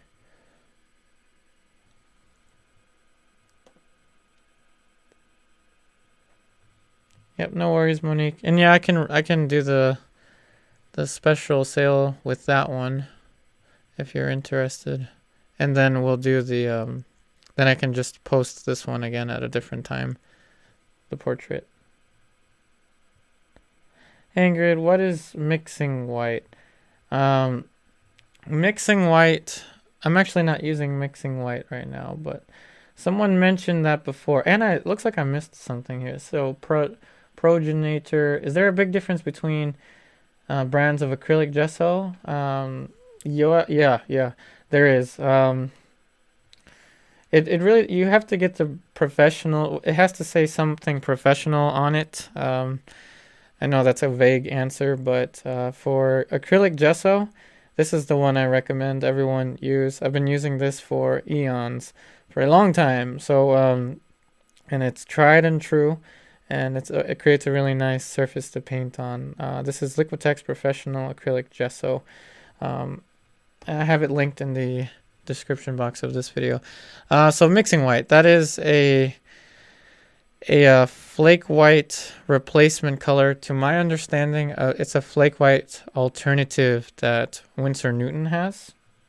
Ingrid, if you want to use a flake white alternative, I suggest Gamblin's flake white replacement, only because that's the one I have used in the past. I actually don't have experience with the mixing white. Mixing white with Winsor Newton.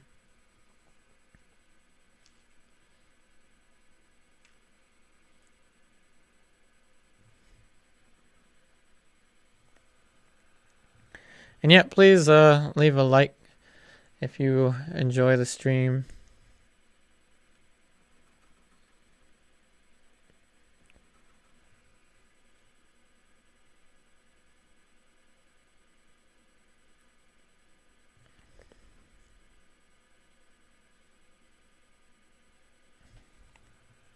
Hey Charles Ward, would it be appropriate to do a blue undertone with this portrait? It seems to me that the model has cool undertones to her skin. Yeah, you can do a cooler underpainting. I would suggest, if you are going to do a cooler underpainting, to use also in place of raw umber, then you can use ivory black or ultramarine blue or any color you want, as long as it's a fast dryer. But right now, I'm not putting too many color variations in the skin tones. I'm going to put color variation in on the next one, on the next video featuring this painting. Just because color variation is easier to add on top of a more monochrome or I guess warmer, in some instances, understructure.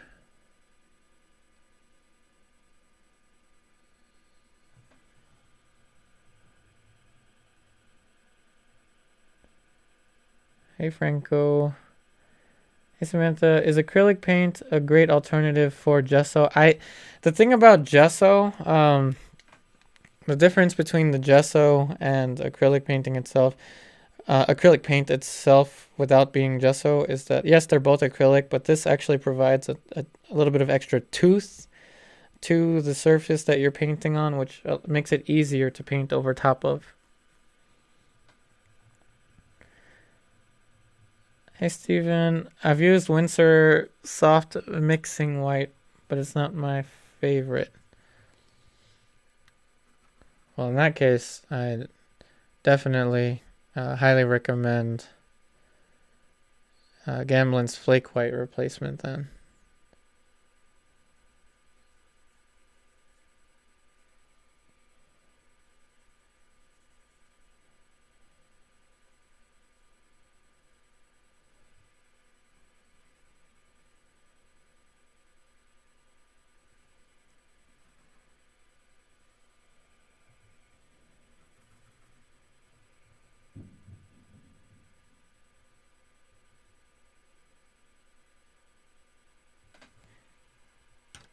Now I'm going to clean the brush and then change to a different one. Haley Tennis, I wish I could paint like that, but I'm not really good at portraits, still learning. Oh, thanks for your comment. And I firmly believe that everything that I show on video is something that I can teach. And again, I do have my online classes listed. But also, I mean, the most important aspect to portrait painting is portrait drawing. Especially if you practice drawing with charcoal. Charcoal is very similar in the way it handles to oil painting.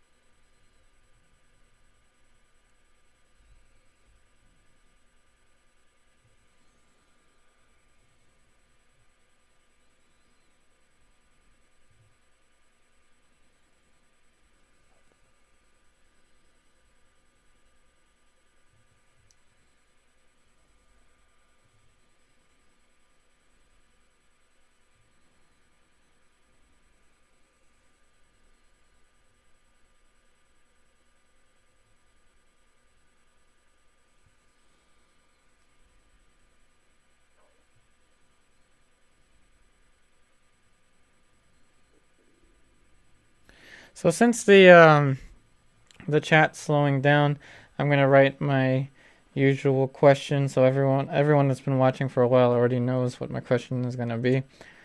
So this applies to anyone that's living or dead. Who is your favorite painter of all time? And of course, my usual answer is my painting superhero. Come on, there it is. Nelson Shanks. So I want to see how many of us are here. 130. I want to see 130 of us write down your favorite painters of all time. Hey, Steven, would you say Michael Harding paint is better than Gamblin?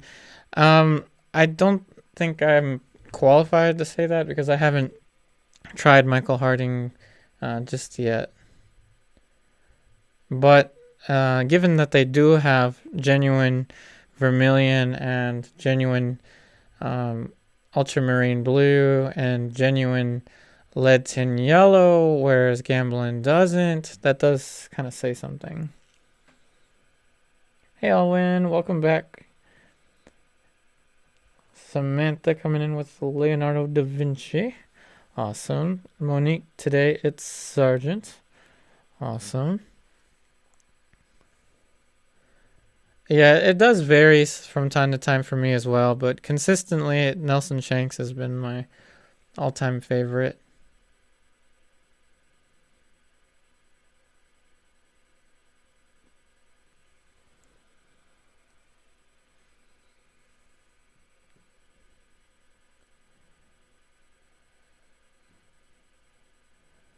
that song is stuck in my head. Got any grapes?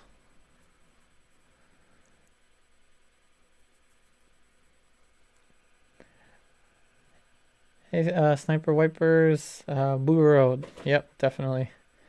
Boogaroo is awesome.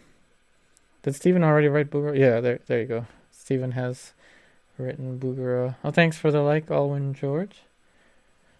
So Alwyn, right now we are writing down our favorite painters of all time, either living or dead. Who is your favorite painter?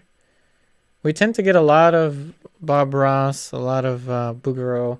And again, if someone has already written the answer that you want to write, feel free to write again.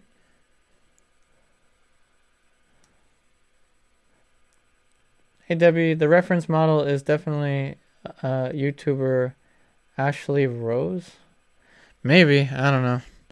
Unfortunately, I'm not the most keen on YouTube, even though I have a YouTube channel. Most of my internet consumption is spent with Netflix.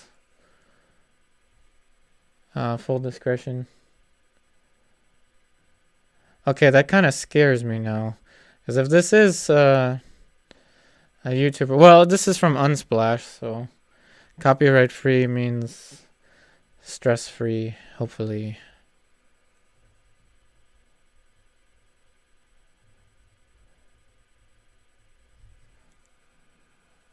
Now I'm terrified. Let's see.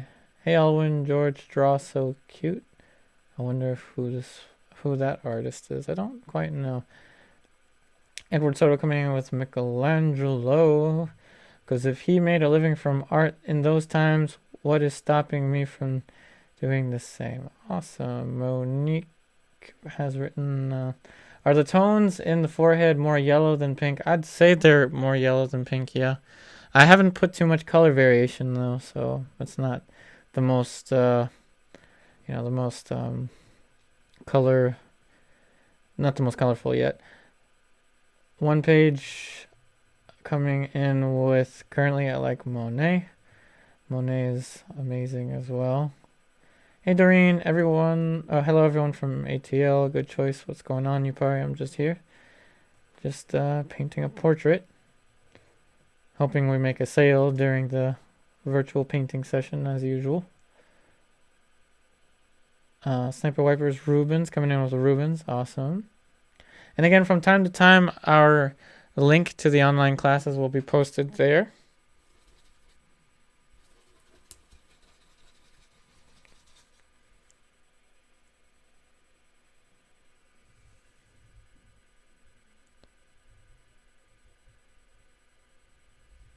Now I'm terrified. Oh, that one comment from earlier.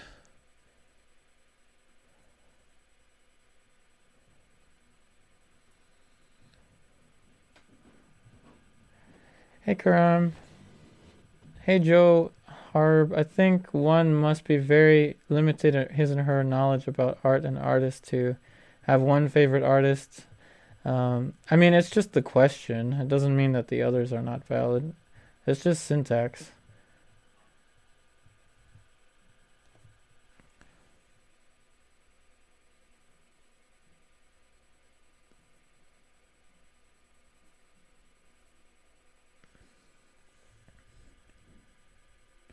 But again, there will be critics. I did have a teacher that spoke to me in a pejorative term. He once told me limited palate, limited brains. And I just kind of laughed at him. I mean, and he's a well-known painter. I'm not going to mention his name, but he's a well-known painter. And he told me limited palate, limited brains. And then I just walked out. I'm like, okay, sure. We can take that attitude. Or we can go paint and enjoy life.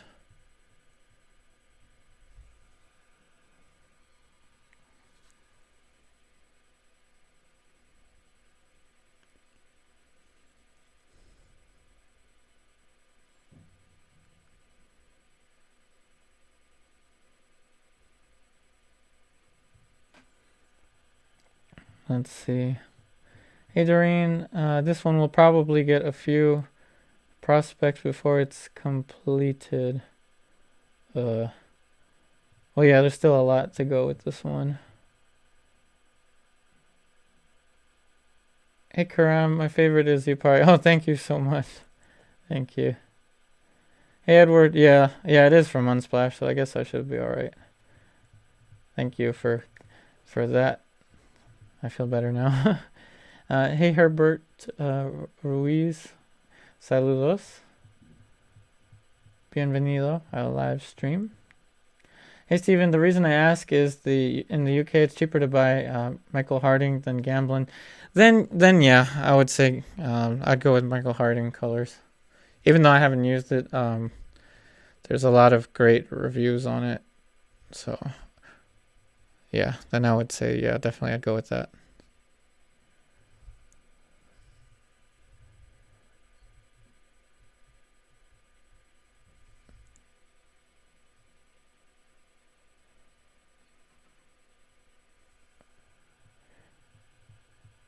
Hey Mariah, my childhood poverty provided me with only 4 colors. It was the best teacher.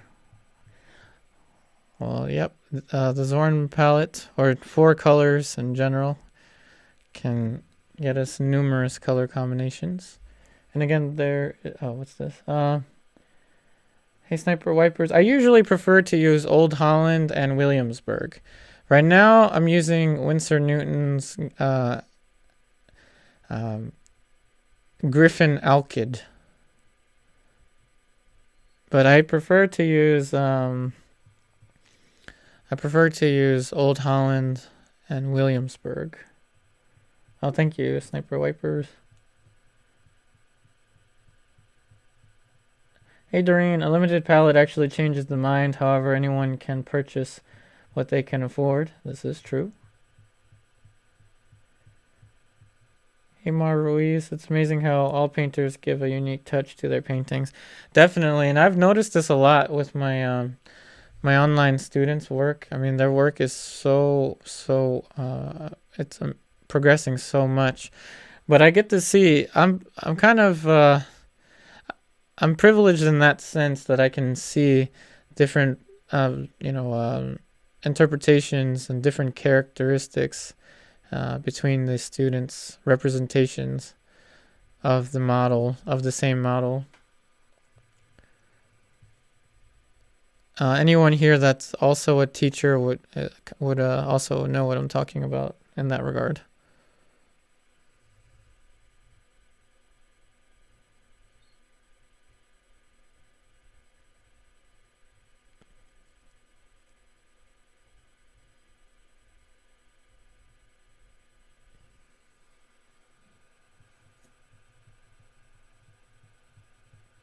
Hey Jeff, Mark Carter from Texas is very good also.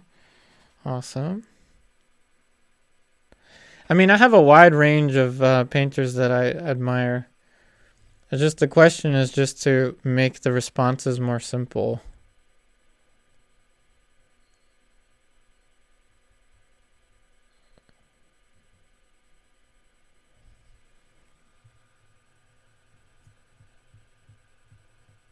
Hey Ingrid, oh thank you.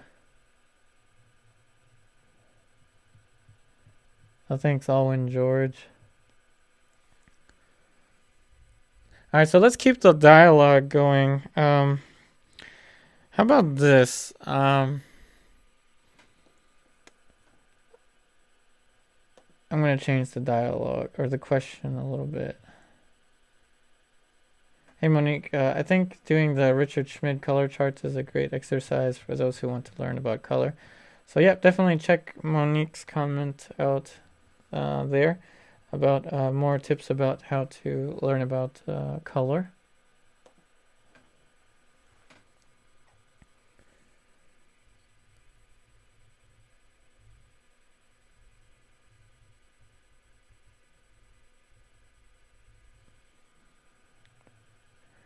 Hey Julie Dynawine, I need to go as it's really late here and I have to get up in the morning. Yeah, no problem, no worries. Thank you so much for helping out as a moderator.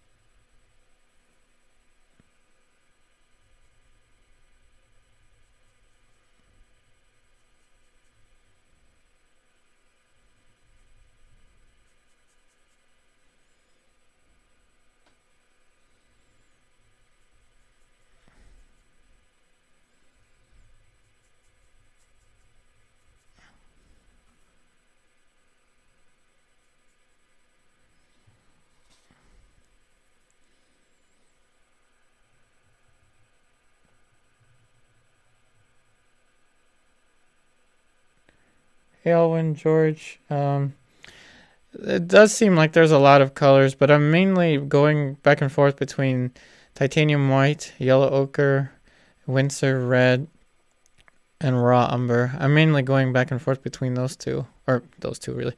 Mainly going back and forth between those four.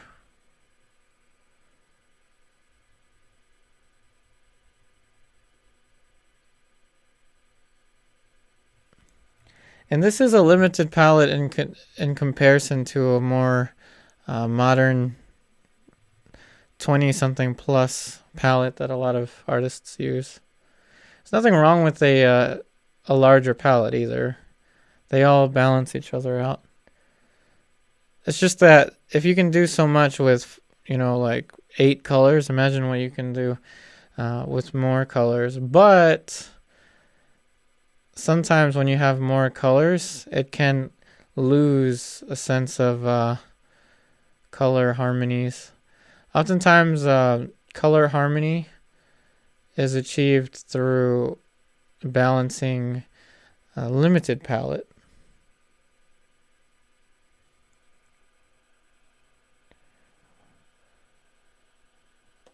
Hey Ramlee.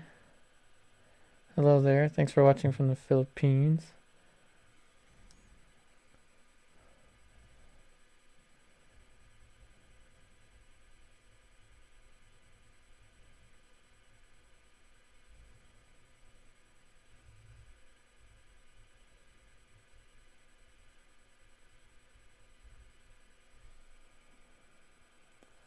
Hey Monique.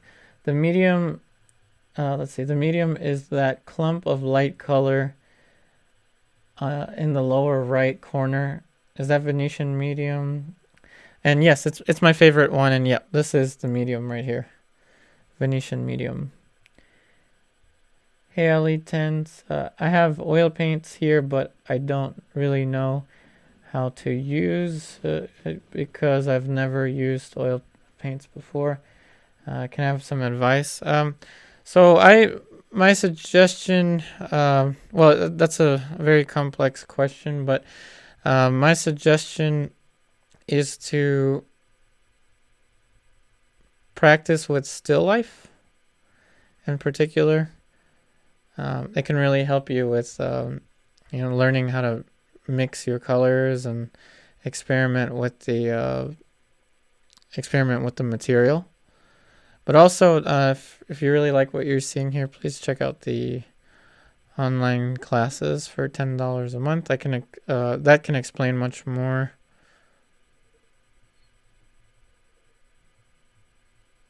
But my suggestion would be still life.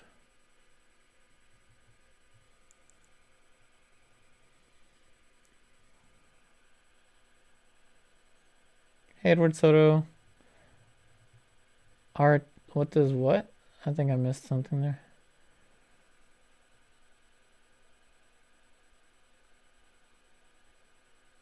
Hey, Stefan Whiting. How many portraits did you paint before you were happy with them? That's a good question. Did you always have this technique or did you experiment with other approaches? Good question. How many portraits did it take me to start to, be satisfied with what I'm painting? I'm usually not very complacent with my paintings, to be honest. Even to this day, once I'm done painting, I still have a lot of second thoughts about my paintings. So I don't think that I've gotten to that point where I automatically paint a portrait and then know that it's going to work. Now with this technique, this has been developed over many paintings. And in particular, if you see the YouTube videos before I started streaming, the YouTube videos before I started, basically before I started streaming, I had a whole bunch of different approaches that I used. And then eventually I just decided that after all of those videos, that this is the type of approach that I enjoy. Though I don't recommend this approach to anyone that's just beginning. I actually recommend the full classical approach to anyone that is just beginning, and that's project 2 in the online classes. Actually, the painting that's available for sale right now as the special sale, this one that you're seeing here was painted entirely with the classical approach. So this one had a transfer drawing, and I showed my students how to transfer it, how to build up the painting through transparent layers of dark color, and then a full monochromatic underpainting, and then building the painting that way. So that's actually how I recommend. This is me skipping a bunch of steps from my process that I teach online. Remember, these are virtual painting sessions. Again, they're not geared to be online classes or anything like that. So this is just you seeing me paint and answer questions. But that was a really good question. Thank you for that question.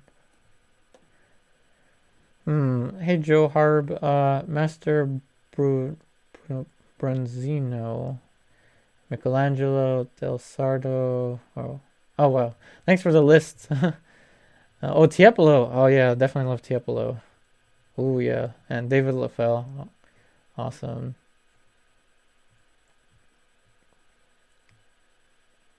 I'm glad you enjoyed this stream, Sniper Wiper.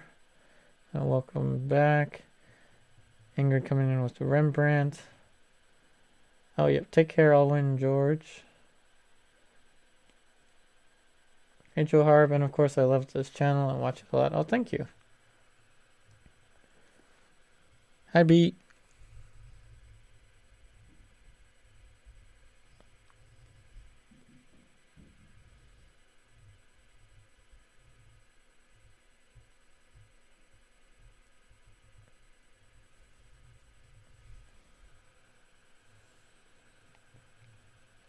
Hey, Progenitor. Love your Caravaggio approach too. Oh, thank you.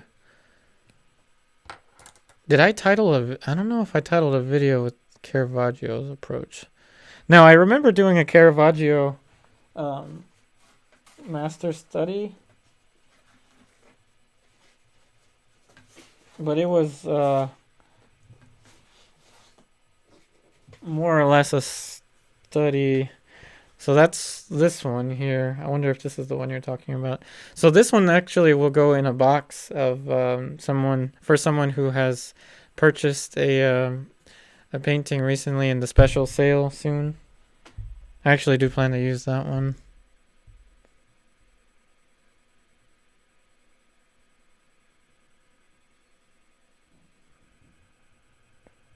Hey Ingrid, my favorite living artist is Upar. Oh, thank you.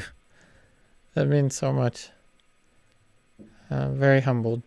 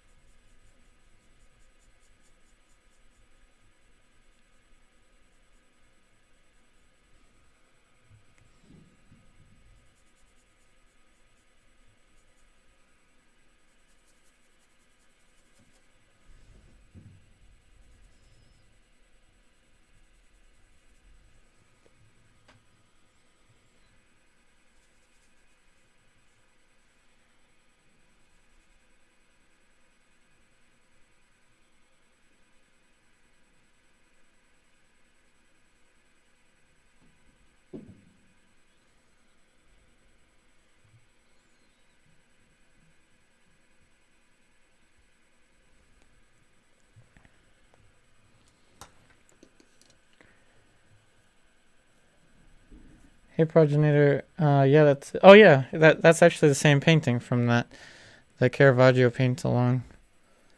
Oh, thank you.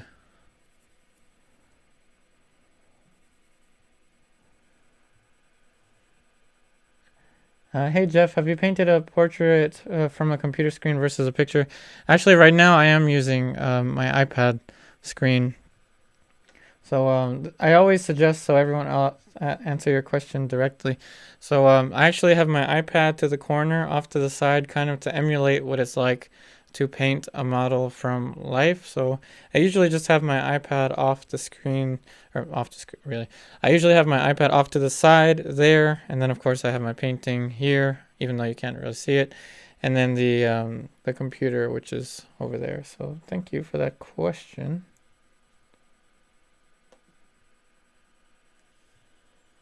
Oh goodness.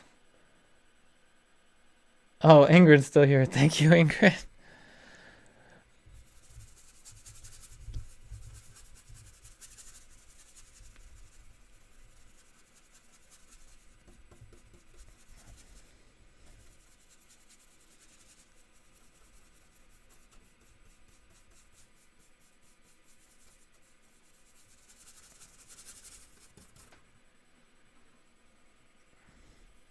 It kind of has like a Cleopatra kind of look right now.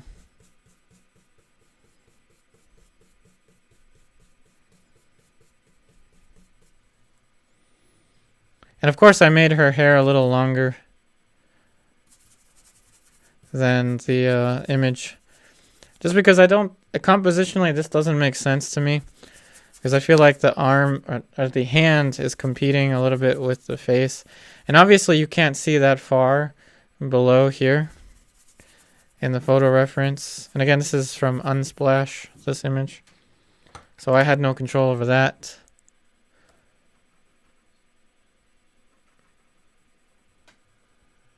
Hey, Stefan.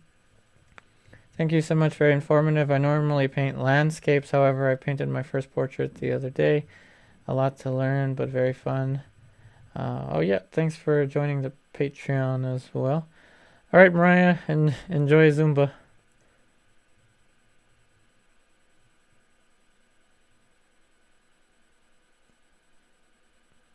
Hey, Elite Tennis. Gonna watch all your videos later. You're probably from Philippines. Oh, thank you so much. Joe Hard, please allow me to suggest an oil paint that is affordable and very, very good quality. It's called Lucas 1862. Amazing. If any of the fellows like to try it. I don't think I've used that one before. Oh, thanks for joining the Patreons, Stefan.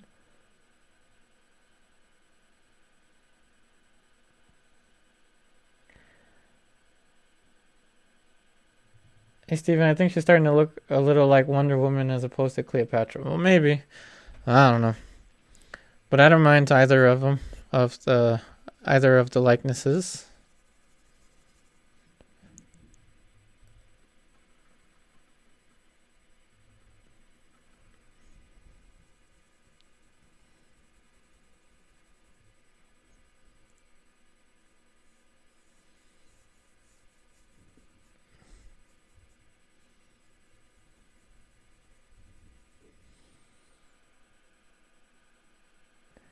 Hey, Defiant Art. What do you use as a protectant coat, if any?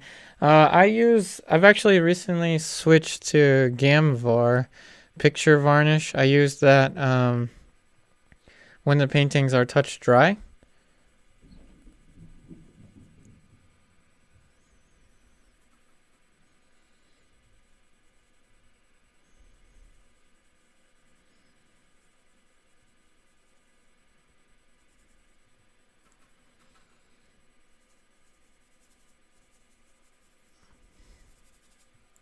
So as you're seeing, I'm going to make up a lot of stuff down here because it's not apparent in the photo reference. So I'm going to have to make it up. Hey, Ramses, it's so hard to paint tattoos. Well, I'll definitely be glazing the tattoos on once this layer dries. So when we complete this painting and it will be up for sale. Again, if you are interested in purchasing this one, it will be for sale as a special. Actually, I don't even know if I should do that in the end of the videos, to be honest. It's because seems like everyone likes to watch the beginning of each of these paintings, but not so much the ending.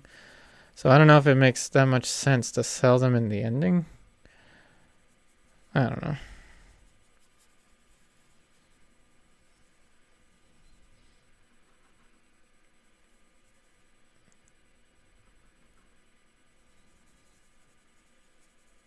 But in any case, if you are interested, I always have a special sale, or at least I try to always have a special sale during the stream. So if you do buy a painting during the live streams, especially if it's marked special sale, then I will be sending you a free study painting in the box containing the painting that you purchase. So basically getting 2 paintings for the price of 1. And I've already lowered the prices, so.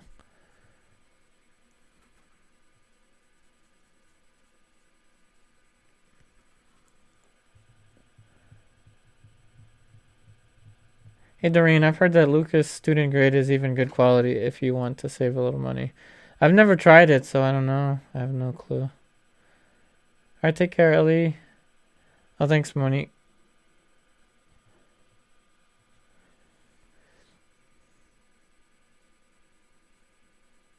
Now, as I said, the process is a little different this time because I'm using all alkyds except for raw umber. And it's different because I've worked completely top down, finished things even more so than usual. Of course, we'll make it even more colorful next time. That's a good question. What would you like me to talk about on Saturday when we complete this painting?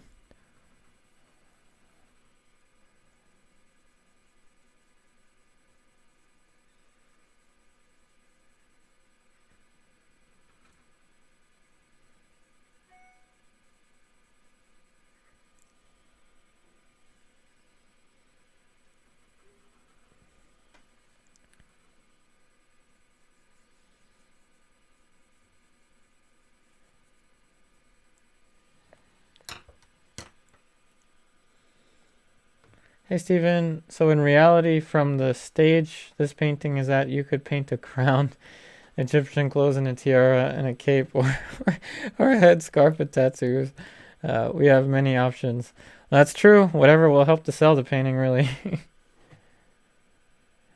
How do I know when to buy new brushes? That's a good question. This one's almost about dead. Basically, when it starts to subtract more paint than it adds, then it's time to get a new brush. But even so, I mean, with these acrylic and these watercolor brushes, so this is an acrylic brush, the very fact that the brush itself stock, like on its own, is very soft means that you have a pretty long lifespan of the brush, even though it's a very inexpensive brush. So that's actually one of the reasons why I prefer to use acrylic and watercolor brushes, mainly acrylic brushes, is that they're softer, and once they start to feel kind of rough and subtract paint, then I know it's time to retire them. And even when I retire a brush, I turn it into a scrubby scrub brush. So for instance, I'll show you a retired brush. So this is a retired brush. I use it as a scrubby scrub brush to subtract paint. So when a brush is like this,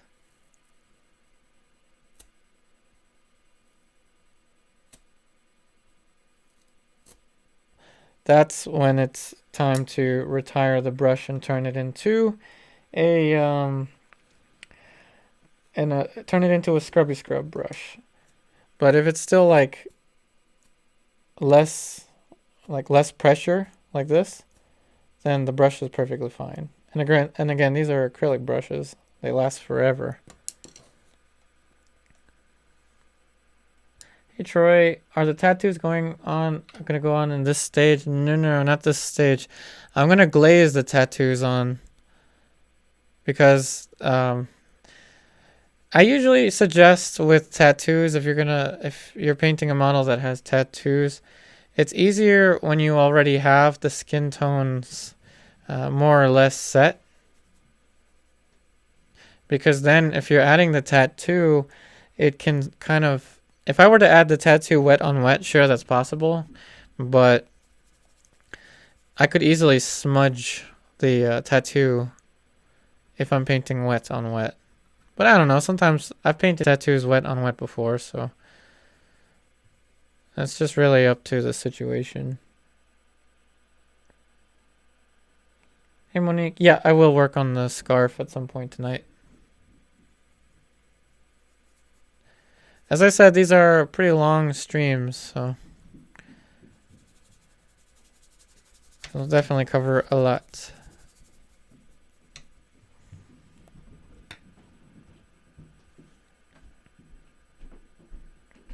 No, Troy, I don't think the tattoos will be that nerve-wracking because, again, it doesn't have to be perfect to that extent. I mean, if I get the likeness of the ram's head or something a little bit off in the tattoo, again, it's not going to be that big of a deal. Whereas if I accidentally paint her eye like down here or something like that, it would be a big deal.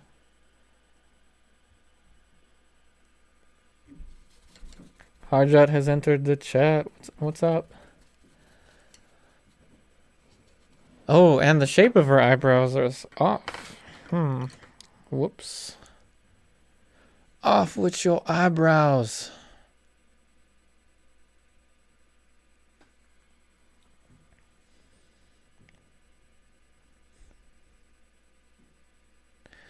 And so yes, I do this on purpose. I'm painting out the eyebrows so I can paint them back in wet on wet, and it'll be more specific.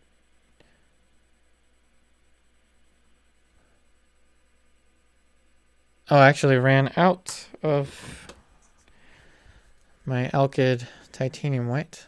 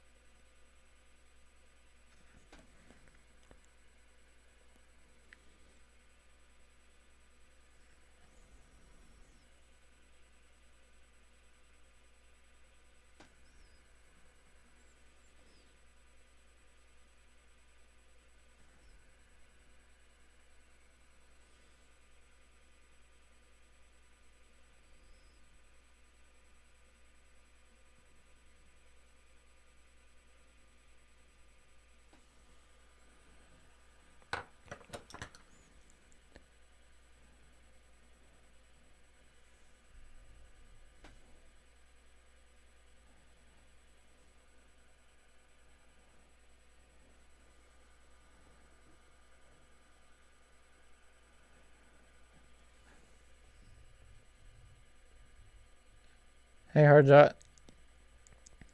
Yeah, Sanji is kind of a peculiar character.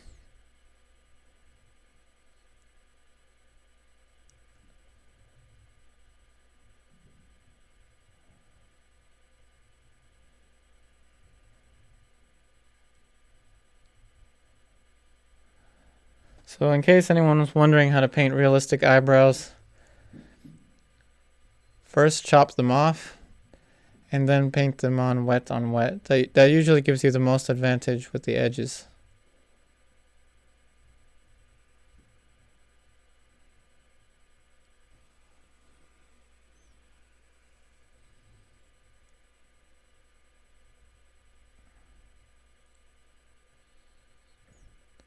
And the cosmetics can get kind of annoying trying to get the right shape, so as long as they look like they're resting over top of something three-dimensional, that's really all that matters to me.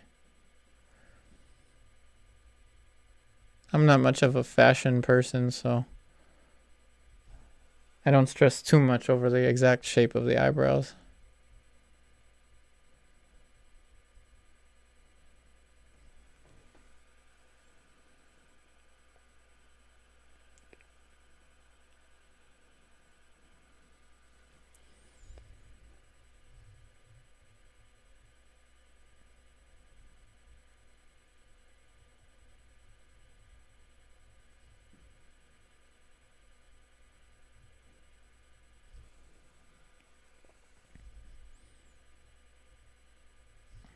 All right, let's get to that headscarf. So I'm going to clean off a brush and then... what happened here? What happened, Harjot? I haven't even been looking at the comments, to be honest. I don't know if there's any drama going on, but I'm gonna just scroll and look at. Oh, you're on the fire ice island. Oh wow, I can't remember the arcs, to be honest. So all I remember is well, I won't spoil anything. I think I was ahead. So let's see. Hey Steven, I did that very same technique today, the eyebrow. It worked very well. Oh, thank you. I'm glad that works out. Yeah, oftentimes off with the eyebrow and then paint it in wet on wet can actually make it look more realistic. I don't know what's going on with the comments, so I'm just going to focus back onto the painting at hand. Let me paint the background color first before I put in the headscarf. I'm going to mix up and look, this cadmium yellow has been on here. Okay, so now that I'm going to go into the background, you're going to see me use colors that I wouldn't use in the flesh tones. So yes, this video is still mainly about limited palette skin tones, but I'm now showing you why I have cadmium yellow and ultramarine blue. No, I'm not adding the hand. It's just, it sticks out a little too much. Hey, Monique. Oh yeah, that's true. That orange does stand out more. You're right. Good call, Monique.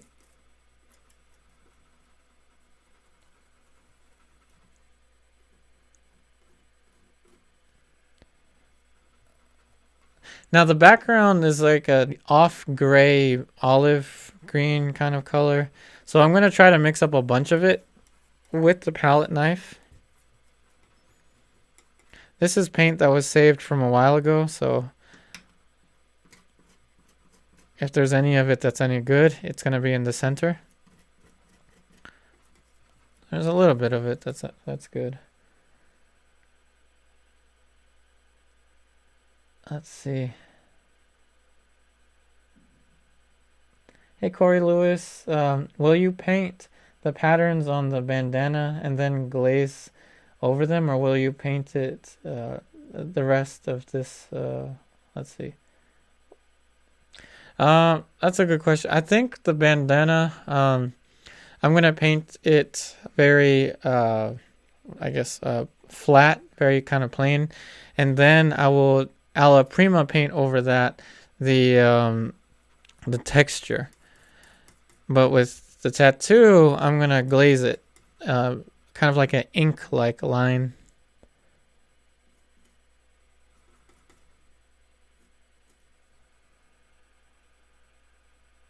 Let's see.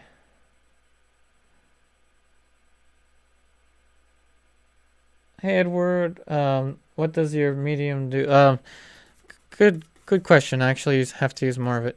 So the medium helps to thin out the paint, and it's basically a way to thin out the paint without having to use solvent. And it also helps you with fat over lean.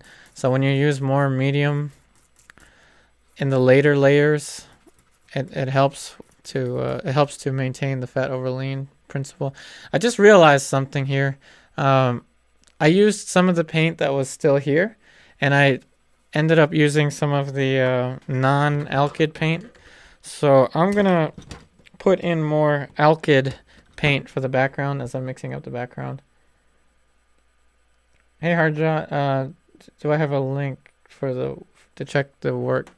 Currently my website is still down, so the only place to actually see my paintings right now, as of now, is my online store on Etsy. This is the best place to find images of the paintings.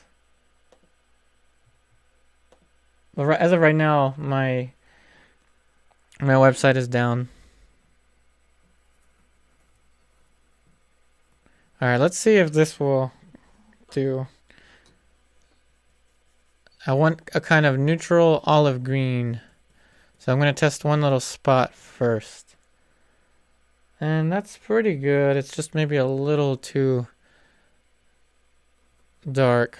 Let's try it again. Okay, that's much better there. Oh, okay.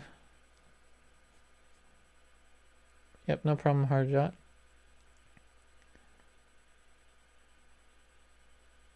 Hey Doreen, don't don't back away from the bandana question. You do textures very well. Oh, thank you. Yeah, with the bandana, I'll probably paint it kind of like a plain bandana, and then alla prima paint over that the textures. At least that's what I think I'll do. And of course, I'm gonna use the Rembrandt type trick where I'm gonna make it lighter in the dark side, like by the shadow side. Well, like this isn't shadow, but you know what I mean. And then darker by the light.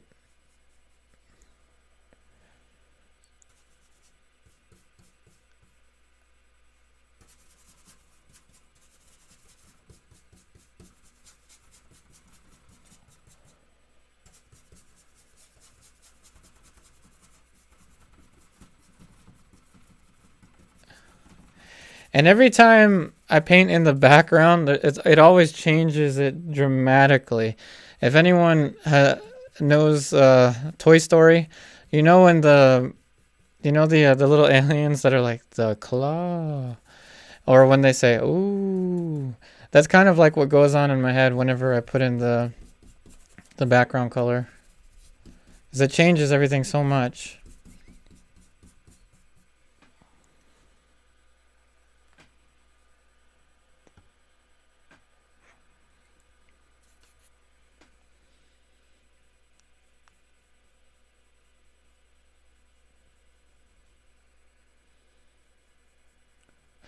Every time I see like a bright blue, I'm always kicking myself for not having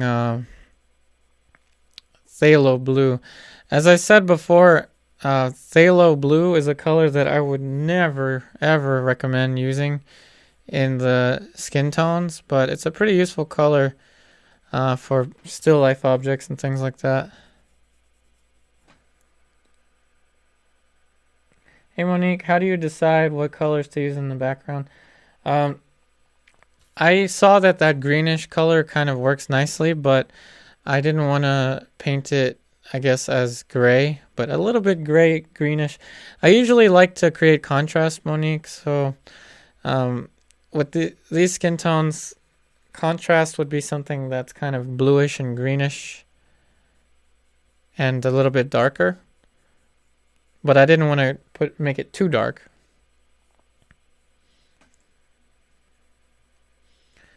So I guess a more efficient answer to your question, Monique, is whatever creates more drama, more contrast in the painting. Hey Jeff, do you ever come back the next day and ask yourself, what was I thinking when I painted a particular spot on the painting? Sometimes, yeah. Yeah, that happens a lot.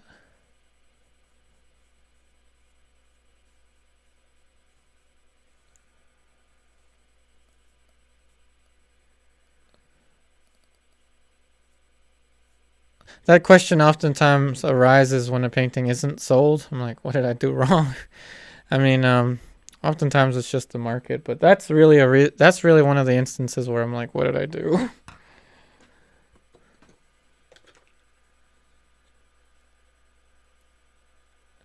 No, I'm not adding the hand. Compositionally, it doesn't make sense to me because the hand takes a lot of.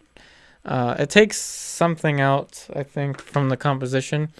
If I were to put the hand, because I'm already going to put the tattoo here, compositionally, if I put in the tattoo and the hand and then all of the tattoos here, it will compete. The painting will be fighting for each section in the painting will be fighting for attention, so to speak.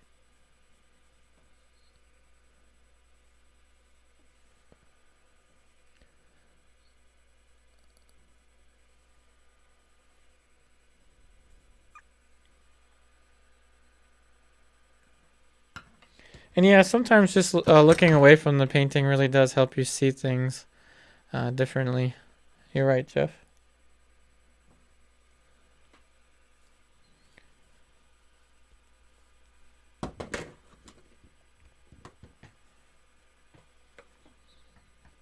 Alright, so as I said, I'm going to make this side a little bit darker and a little bit cooler.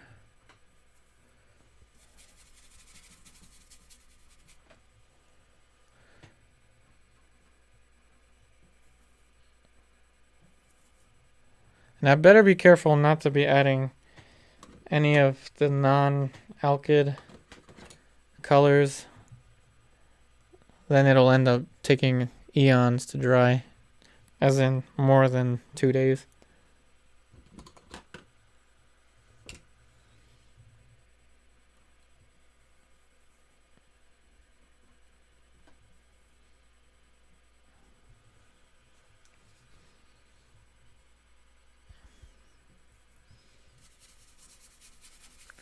Alright, come on, drama.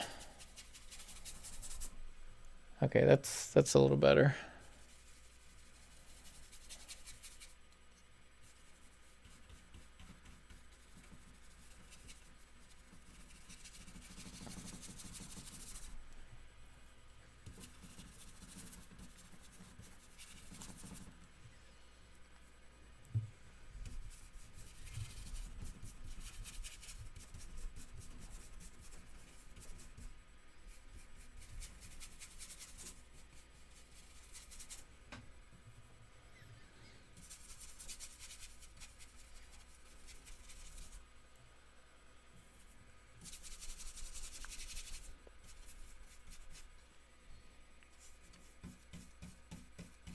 And I better be careful with this brush since this is my favorite brush and I'm using alkyds. So once I'm done filling in the background, I'm going to clean this brush with the odorless mineral spirits. And yes, I usually prefer to use spike lavender as my solvent instead of odorless mineral spirits. But at the moment, I have not purchased spike lavender yet, or refilled my spike lavender.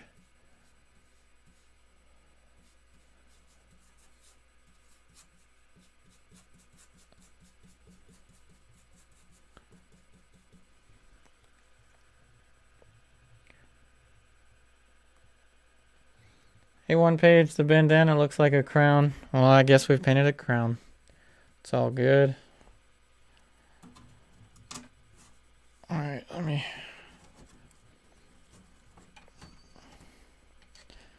So to any skaters that are here, this is how one paints switch.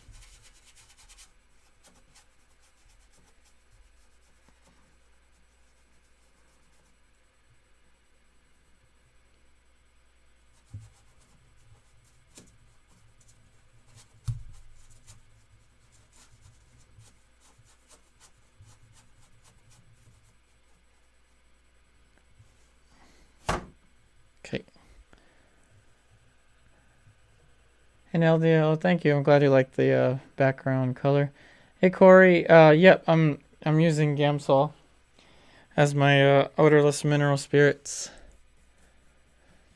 I don't prefer to use it. I actually prefer to use, and it's over here. It's in my cup to the left here. And I prefer to use spike lavender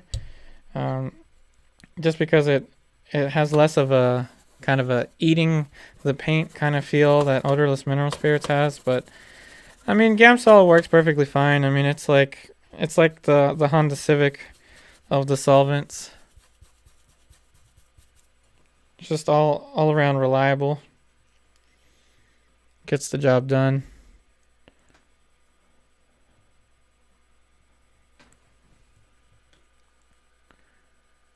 Yep, no problems, Monique.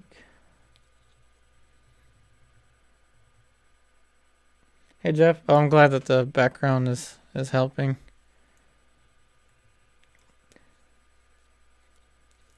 Yep, Harjot, I just put in the background. Let's see. Hey Steven. of Goofy, as it's called in the... Oh, yeah, Goofy. Oh, that's what they call it in the UK. Yeah. Here they call it switch when you use your other foot.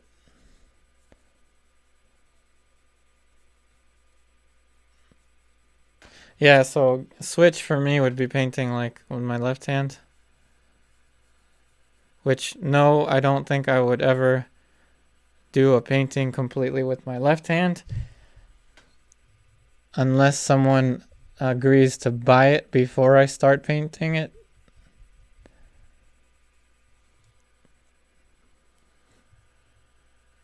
Oh, hey, Kathy. Oh, thank you. Yep, I'm just getting started here with the skin colors. I'll add the color variations next time. Welcome to the painting session.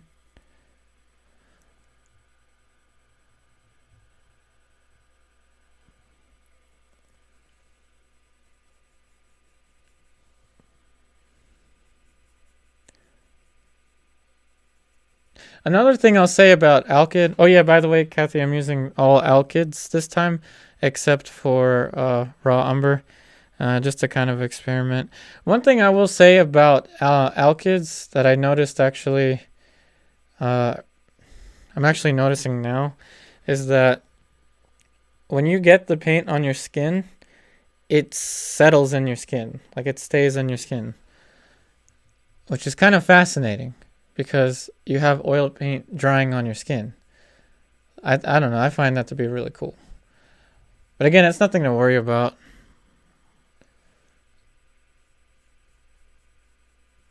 But that's not something I've ever noticed with the regular oil paints. It's legit drying on my skin. So I have a little piece of paint here, and it's not coming off. It's hilarious. Oh, thank you, Kathy. Hey, Corey. Oh, I don't know. I don't know that term, but my experience actually with skating comes from rollerblading or inline skating. Like, you know, the aggressive rollerblading. I guess they call it blading now. I think that's what the new generation calls it. But for us, for rollerbladers, switch is if you do a trick with your... backwards means switch for inline skating. But sometimes it also has something to do with which dominant foot you have.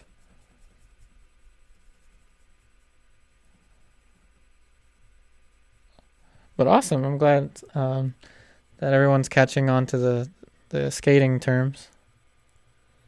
Hey, Brian Sky. Oh, not Brian. Brianna Sky. Hey, Hardshot. Hey, was Kai and you considered best painters at Micah? I wouldn't say I was the best there when I was there. I was only there for like 1 semester. I'm sure Kai was, but not me. Hey, Ingrid, I'm glad you like the background color.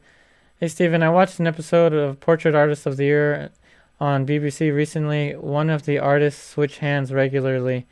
They didn't have a preference. Yeah, I'm not that cool. I am not that cool.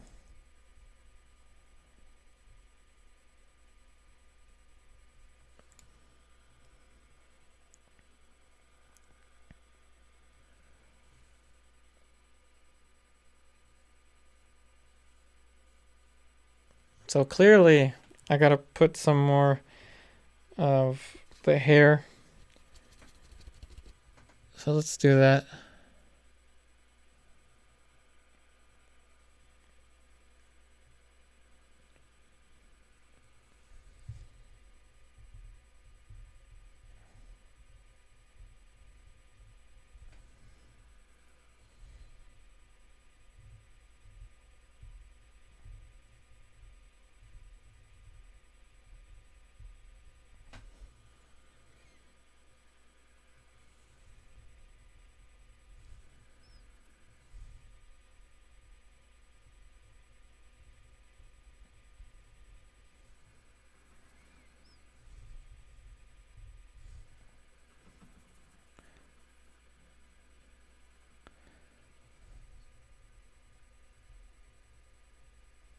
Oh wow, this is actually almost touch dry.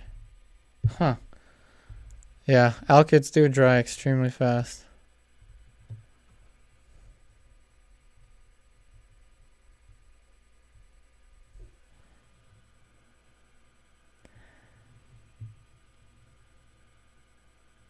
Hey Jeff, alkyd tattoos might be onto something. Yeah, but no, definitely not gonna add them in this time. Hey Steven, I turned my painting upside down to paint the bottom. Am I cheating? No, I do that all the time. It's just I've just lifted here because it's easier for you to see it.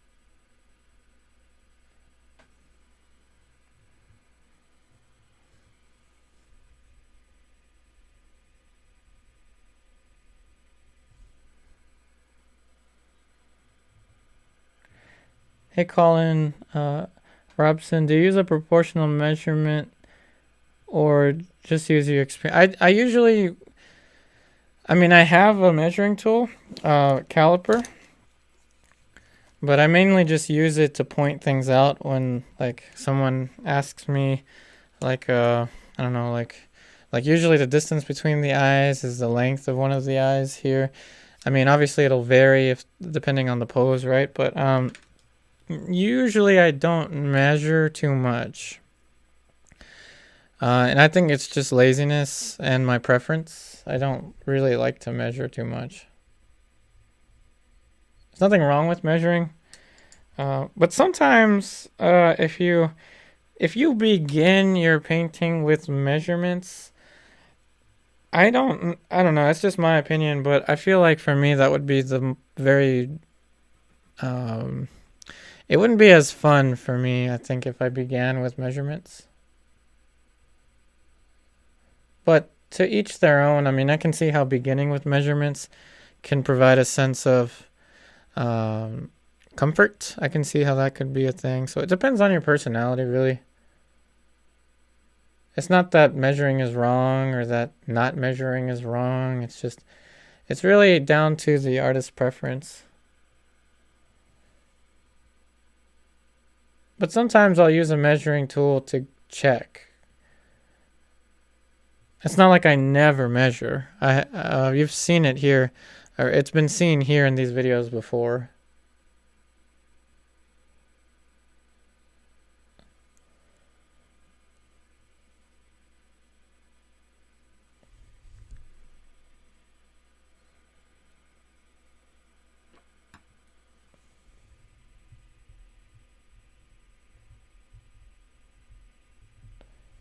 Oh wow.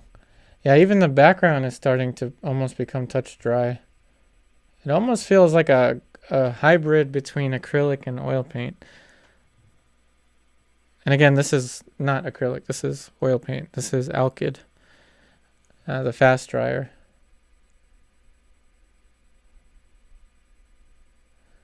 This is for all you fast and furious painters out there.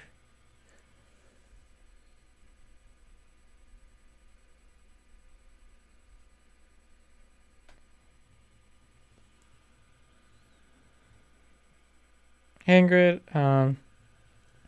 oh, Stephen. Okay, so that was responding to Stephen. Oh, yeah. Thanks, Stephen, for the crowd question. Do you sit or stand when you paint? I stand. Ingrid wrote, I sit. So awesome. Thank you, Stephen. Changing camera angle now. So, Stephen's question, very good question. Crowd question. Question to everyone here. When you draw or paint, do you prefer to sit or stand? I prefer to stand. I'm currently sitting.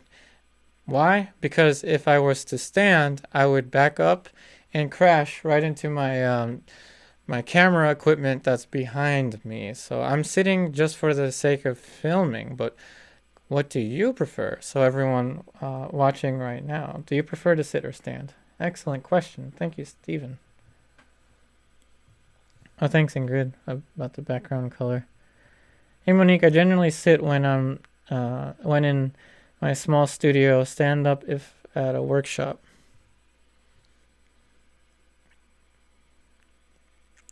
Standing does cause some problems, like if you're in a smaller space.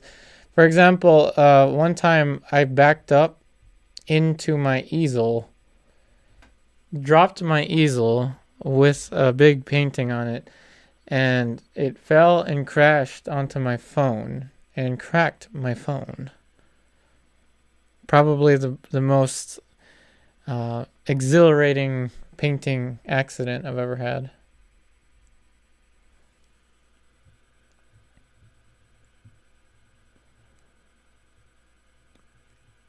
Hey Monique, standing is better just because you can move back and forth and you can get more perspective on what you're painting. So, for example, I'm breaking two rules as I'm filming here. I usually suggest that you, if you can, to stand when you're painting and have your painting at about eye level at a 90 degree. I don't have any of those luxuries as I'm filming this right now. And again, I don't have those luxuries because I want you to have the best camera angle possible. So I'm doing this for you. So for everyone watching.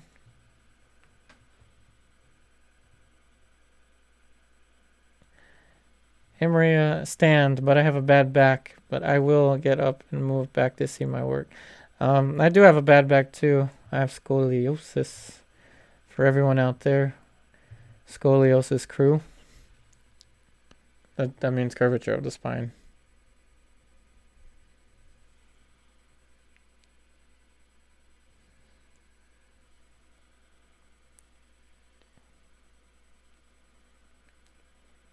Oh, hey Corey Lewis, you prefer to sit? That works out too. Jeff, I prefer to sit. Well, I mean, sitting and painting does have its advantages too.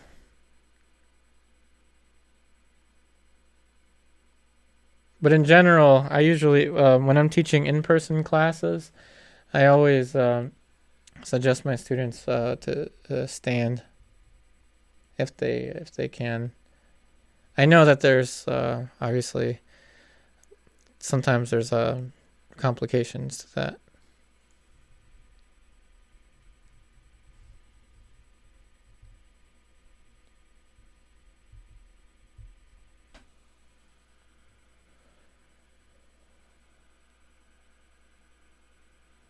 Hey Monique, I'd like to see some more curls on the left.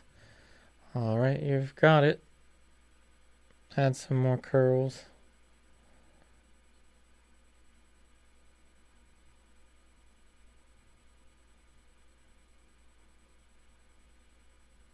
Thank you. Whatever will help sell the painting. That's what I always say.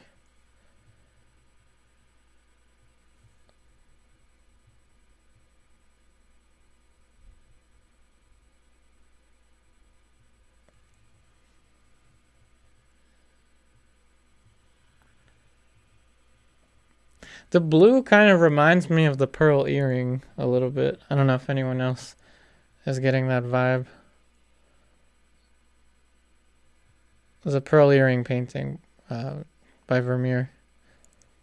The blue reminds me of it just because I used ultramarine blue.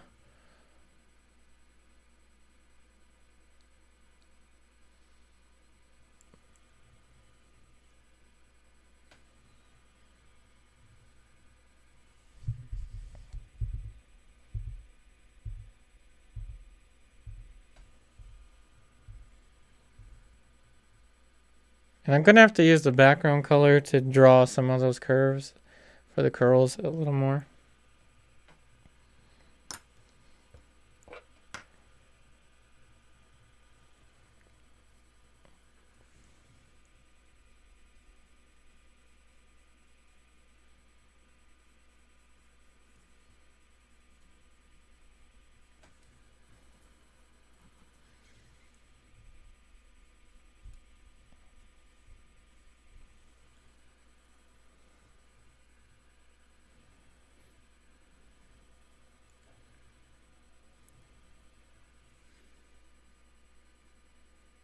So we're almost there with this layer. And right on time, too. Right on time. Hey, Susan, you like the name Gypsy? That's a possible name.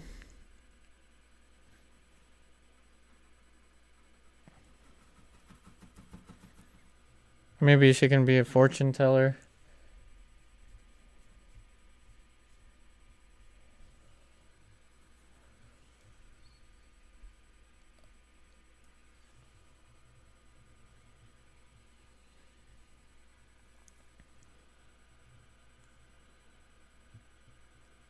Hey, Maria W. Oh, you were thinking of the pearl earring too, huh? Awesome. Hey, Rewarm Pal. Oh, thank you for your comment. Hey, Steven, I only sit when I'm doing perspective drawings. I see.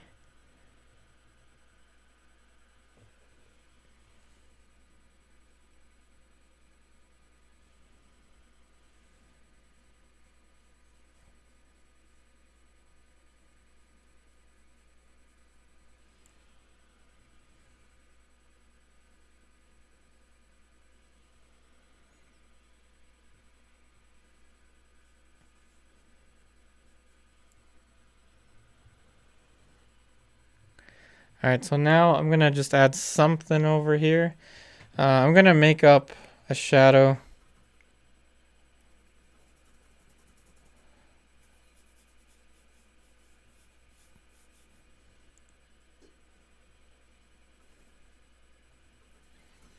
Otherwise, this kind of wouldn't make much sense.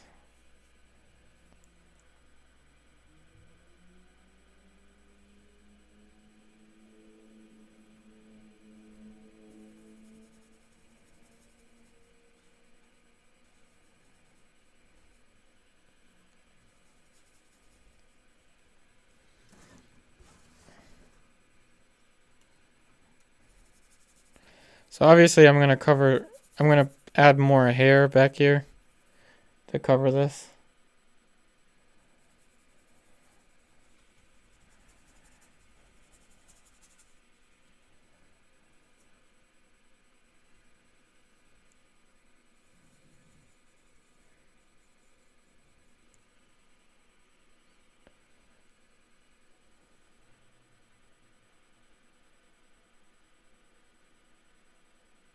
Oh, thanks. Thanks, Harja. Hey, Monique, the curl, I think, helps give it more atmosphere. Did I not? I thought I put the curl. You mean do I still need to put more curls? I mean, I can. Whatever helps sell the painting. That's what I always say.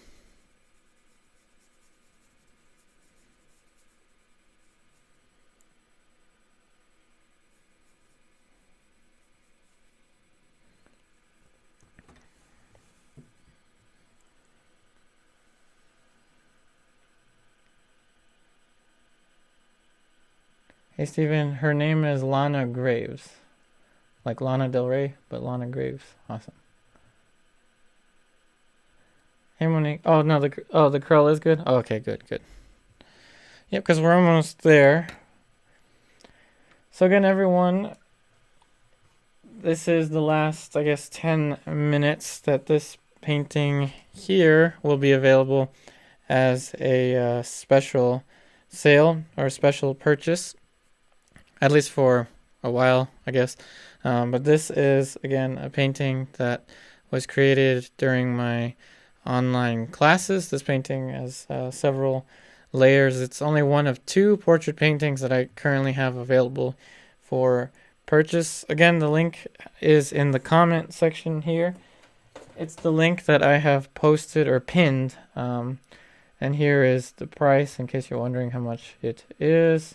Whoops, that's the wrong one. There it is. And remember, special sale if purchased during tonight's live stream. The buyer will also receive a free painting study on a sheet of canvas. So it's basically 2 paintings for the price of 1, and a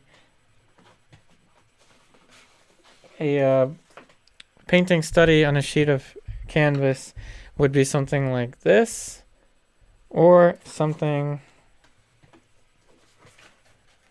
like this. Again, it's a painting on a sheet of canvas. Of course, they will all be signed. I still have to sign this one, but yep, that will be included in your box if you purchase during the stream.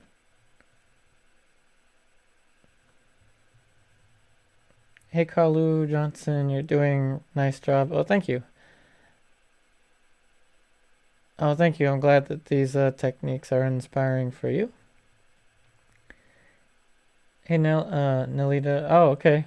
All right. So yeah, standing and painting is definitely what I recommend.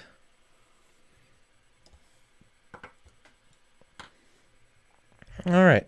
So speaking of standing, I'm going to again. I'm limited here in my space.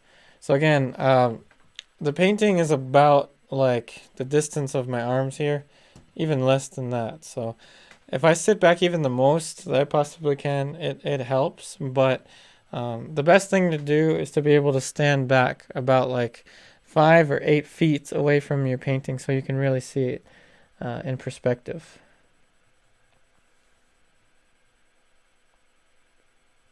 All right. So let's see. Yeah, and so next time we will add in more color variation here, maybe a little bit more value transitions, especially for the dark of the eyes. We'll glaze some color variation here, maybe more opaque over here. And then I will paint in the bluish, the bright bluish tones for the bandana. Obviously, I won't paint it to the detail, the level of detail that you're seeing in the picture, but instead I will be painting it, you know, a little more, I guess, expressive. And let's see, the arm near the shirt needs some more work. It could be, or the shirt, I don't know. Let me see. Well, since she's lifting her arm, see everyone, this is why I don't suggest, well, for starters, for the online classes, I always select the images. I approve the images that the artists, the students work from, because sometimes there's really not much information in the photo reference. Again, I made this up to my own demise. I have to imagine that her shoulder is raised, so this should be casting a little more of a shadow here.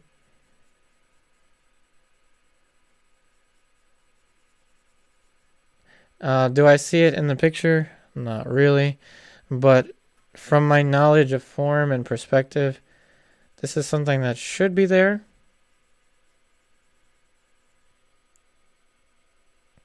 I may be getting it wrong, but at least this is what I suspect would be there. And then with a little bit of a darker touch, I will put the clothing back, or the strap for the clothing, that is.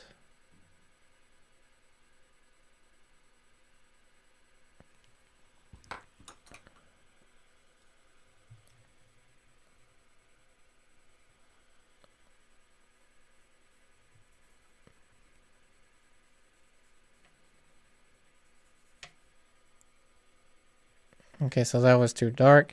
So what I want is not to emphasize it too much.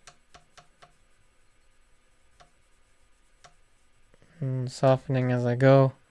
Obviously, it's probably going to look like a lump because I don't have enough of the information here.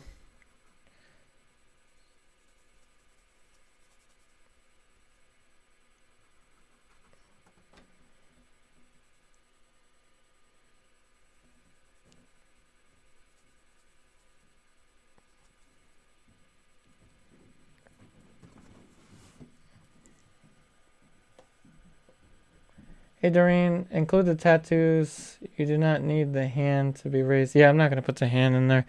The tattoos will be in the next one when I'm glazing onto here. Oh, I'm glad it looks better Monique. But thanks for pointing that out. I mean, anything that helps to sell the thing helps me tremendously. So anything you can point out. The tattoos definitely will put in next time. And again, this will be for sale on Saturday as a special sale.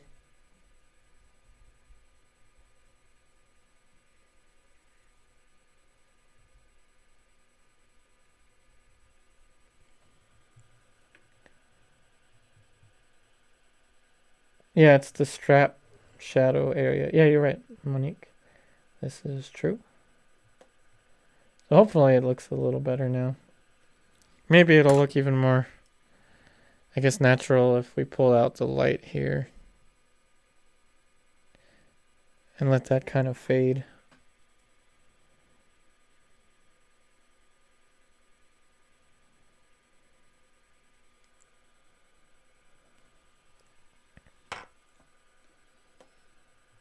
Hey, Patty Wixon. Oh, thank you.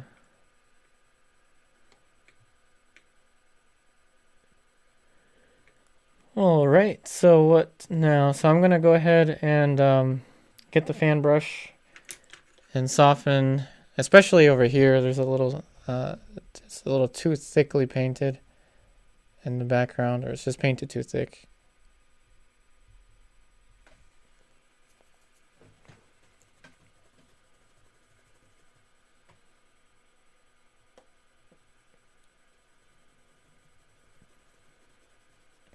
Hey, Doreen. Yep, I got you. Yeah, we'll definitely put in the tattoo for the arm. I don't know about this one, but at least for the arm, just because I don't have all the information for this one, this tattoo, so I have no clue what it is.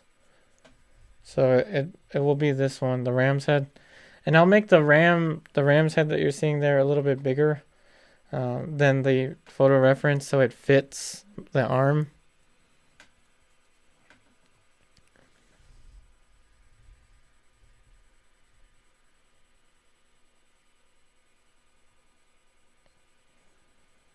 Wow, this is crazy. So the painting's almost like touch dry. It's wild. That's alkyds for you.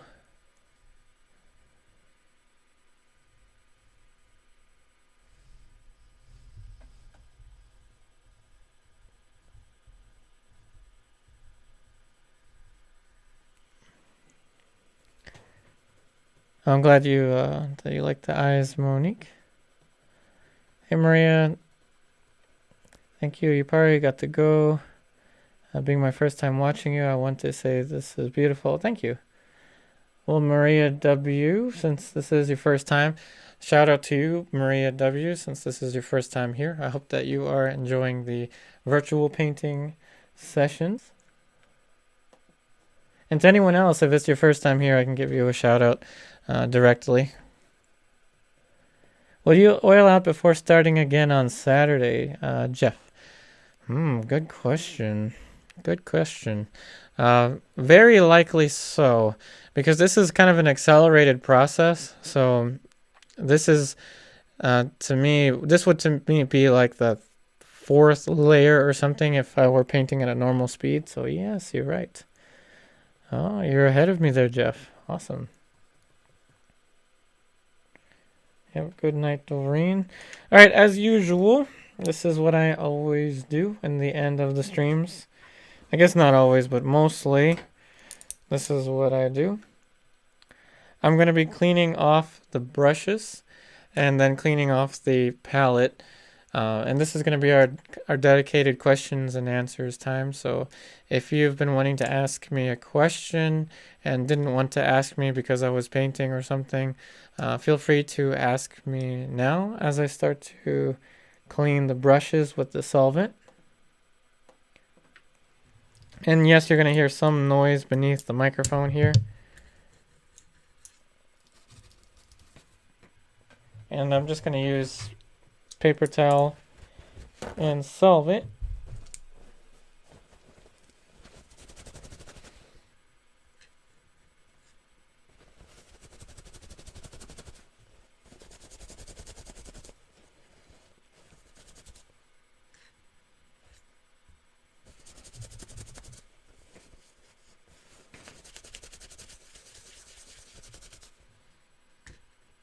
And I tend to clean the brushes at the same time, the ones that are the same size.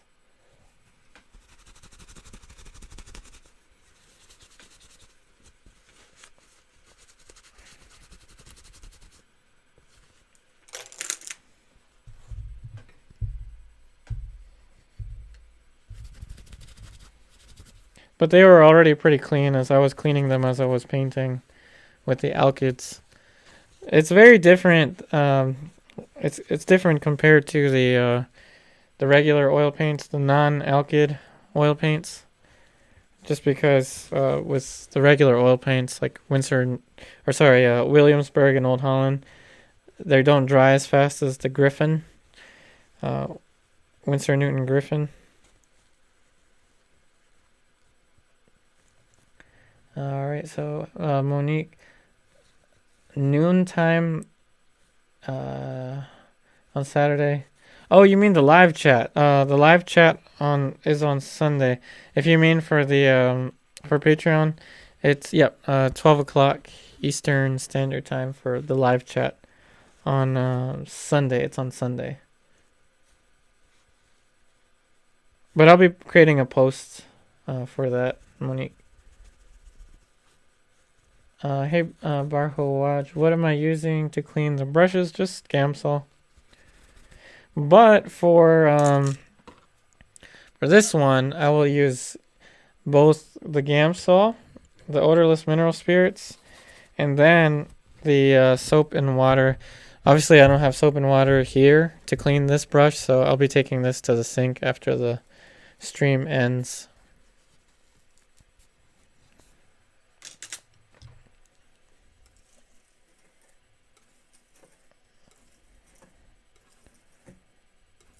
Also, with the online classes, as I always say, it's $10 a month. You get access to all of the pre-recorded lessons. You can paint at your own pace, and you can enter in at any experience level, even if you've never painted a portrait or painted before. And yes, we have some anatomy and what I call practical figure drawing lessons that we have in the online classes, and the highest tier at the moment is the $20 a month tier, which grants you access to watch the lessons as they are created, and each lesson is filmed live every morning, 9 o'clock in the morning, Monday, Wednesday, and Saturday. And then after the lesson is filmed, then it is uploaded as a pre-recorded lesson.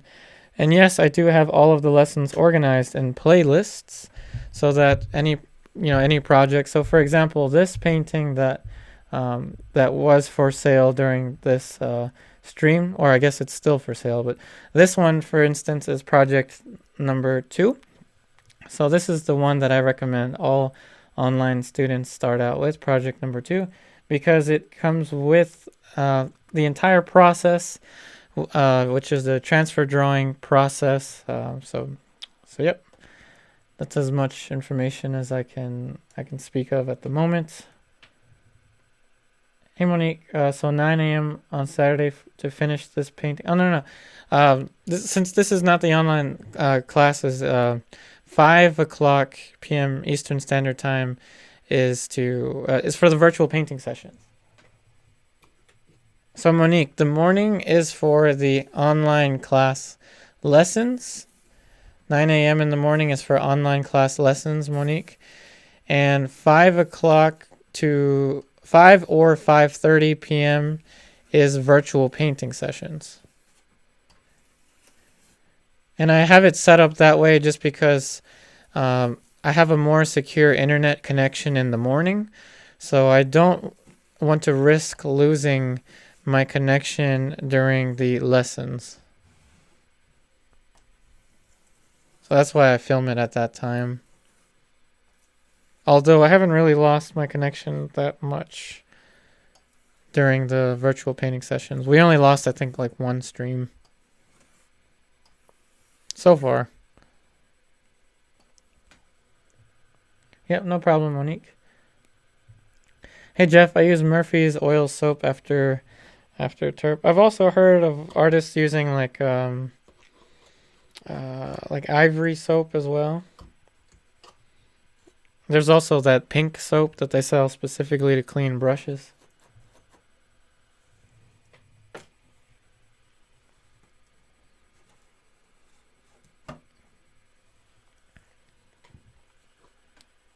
All right. So the brushes have been cleaned for the most part. The palette has also been cleaned. So that being said, thank you so much everyone for joining in today's virtual painting session.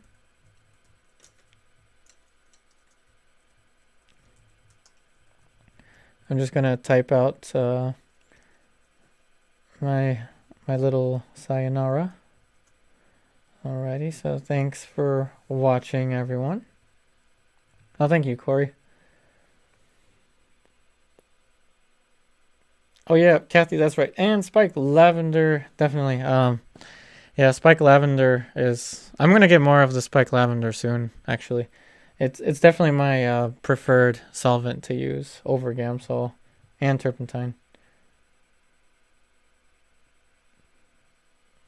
Yep, and thank you, Kathy, and everyone for watching. Alrighty, I wish you all the very best in all of your artwork, and I will see you on the next one.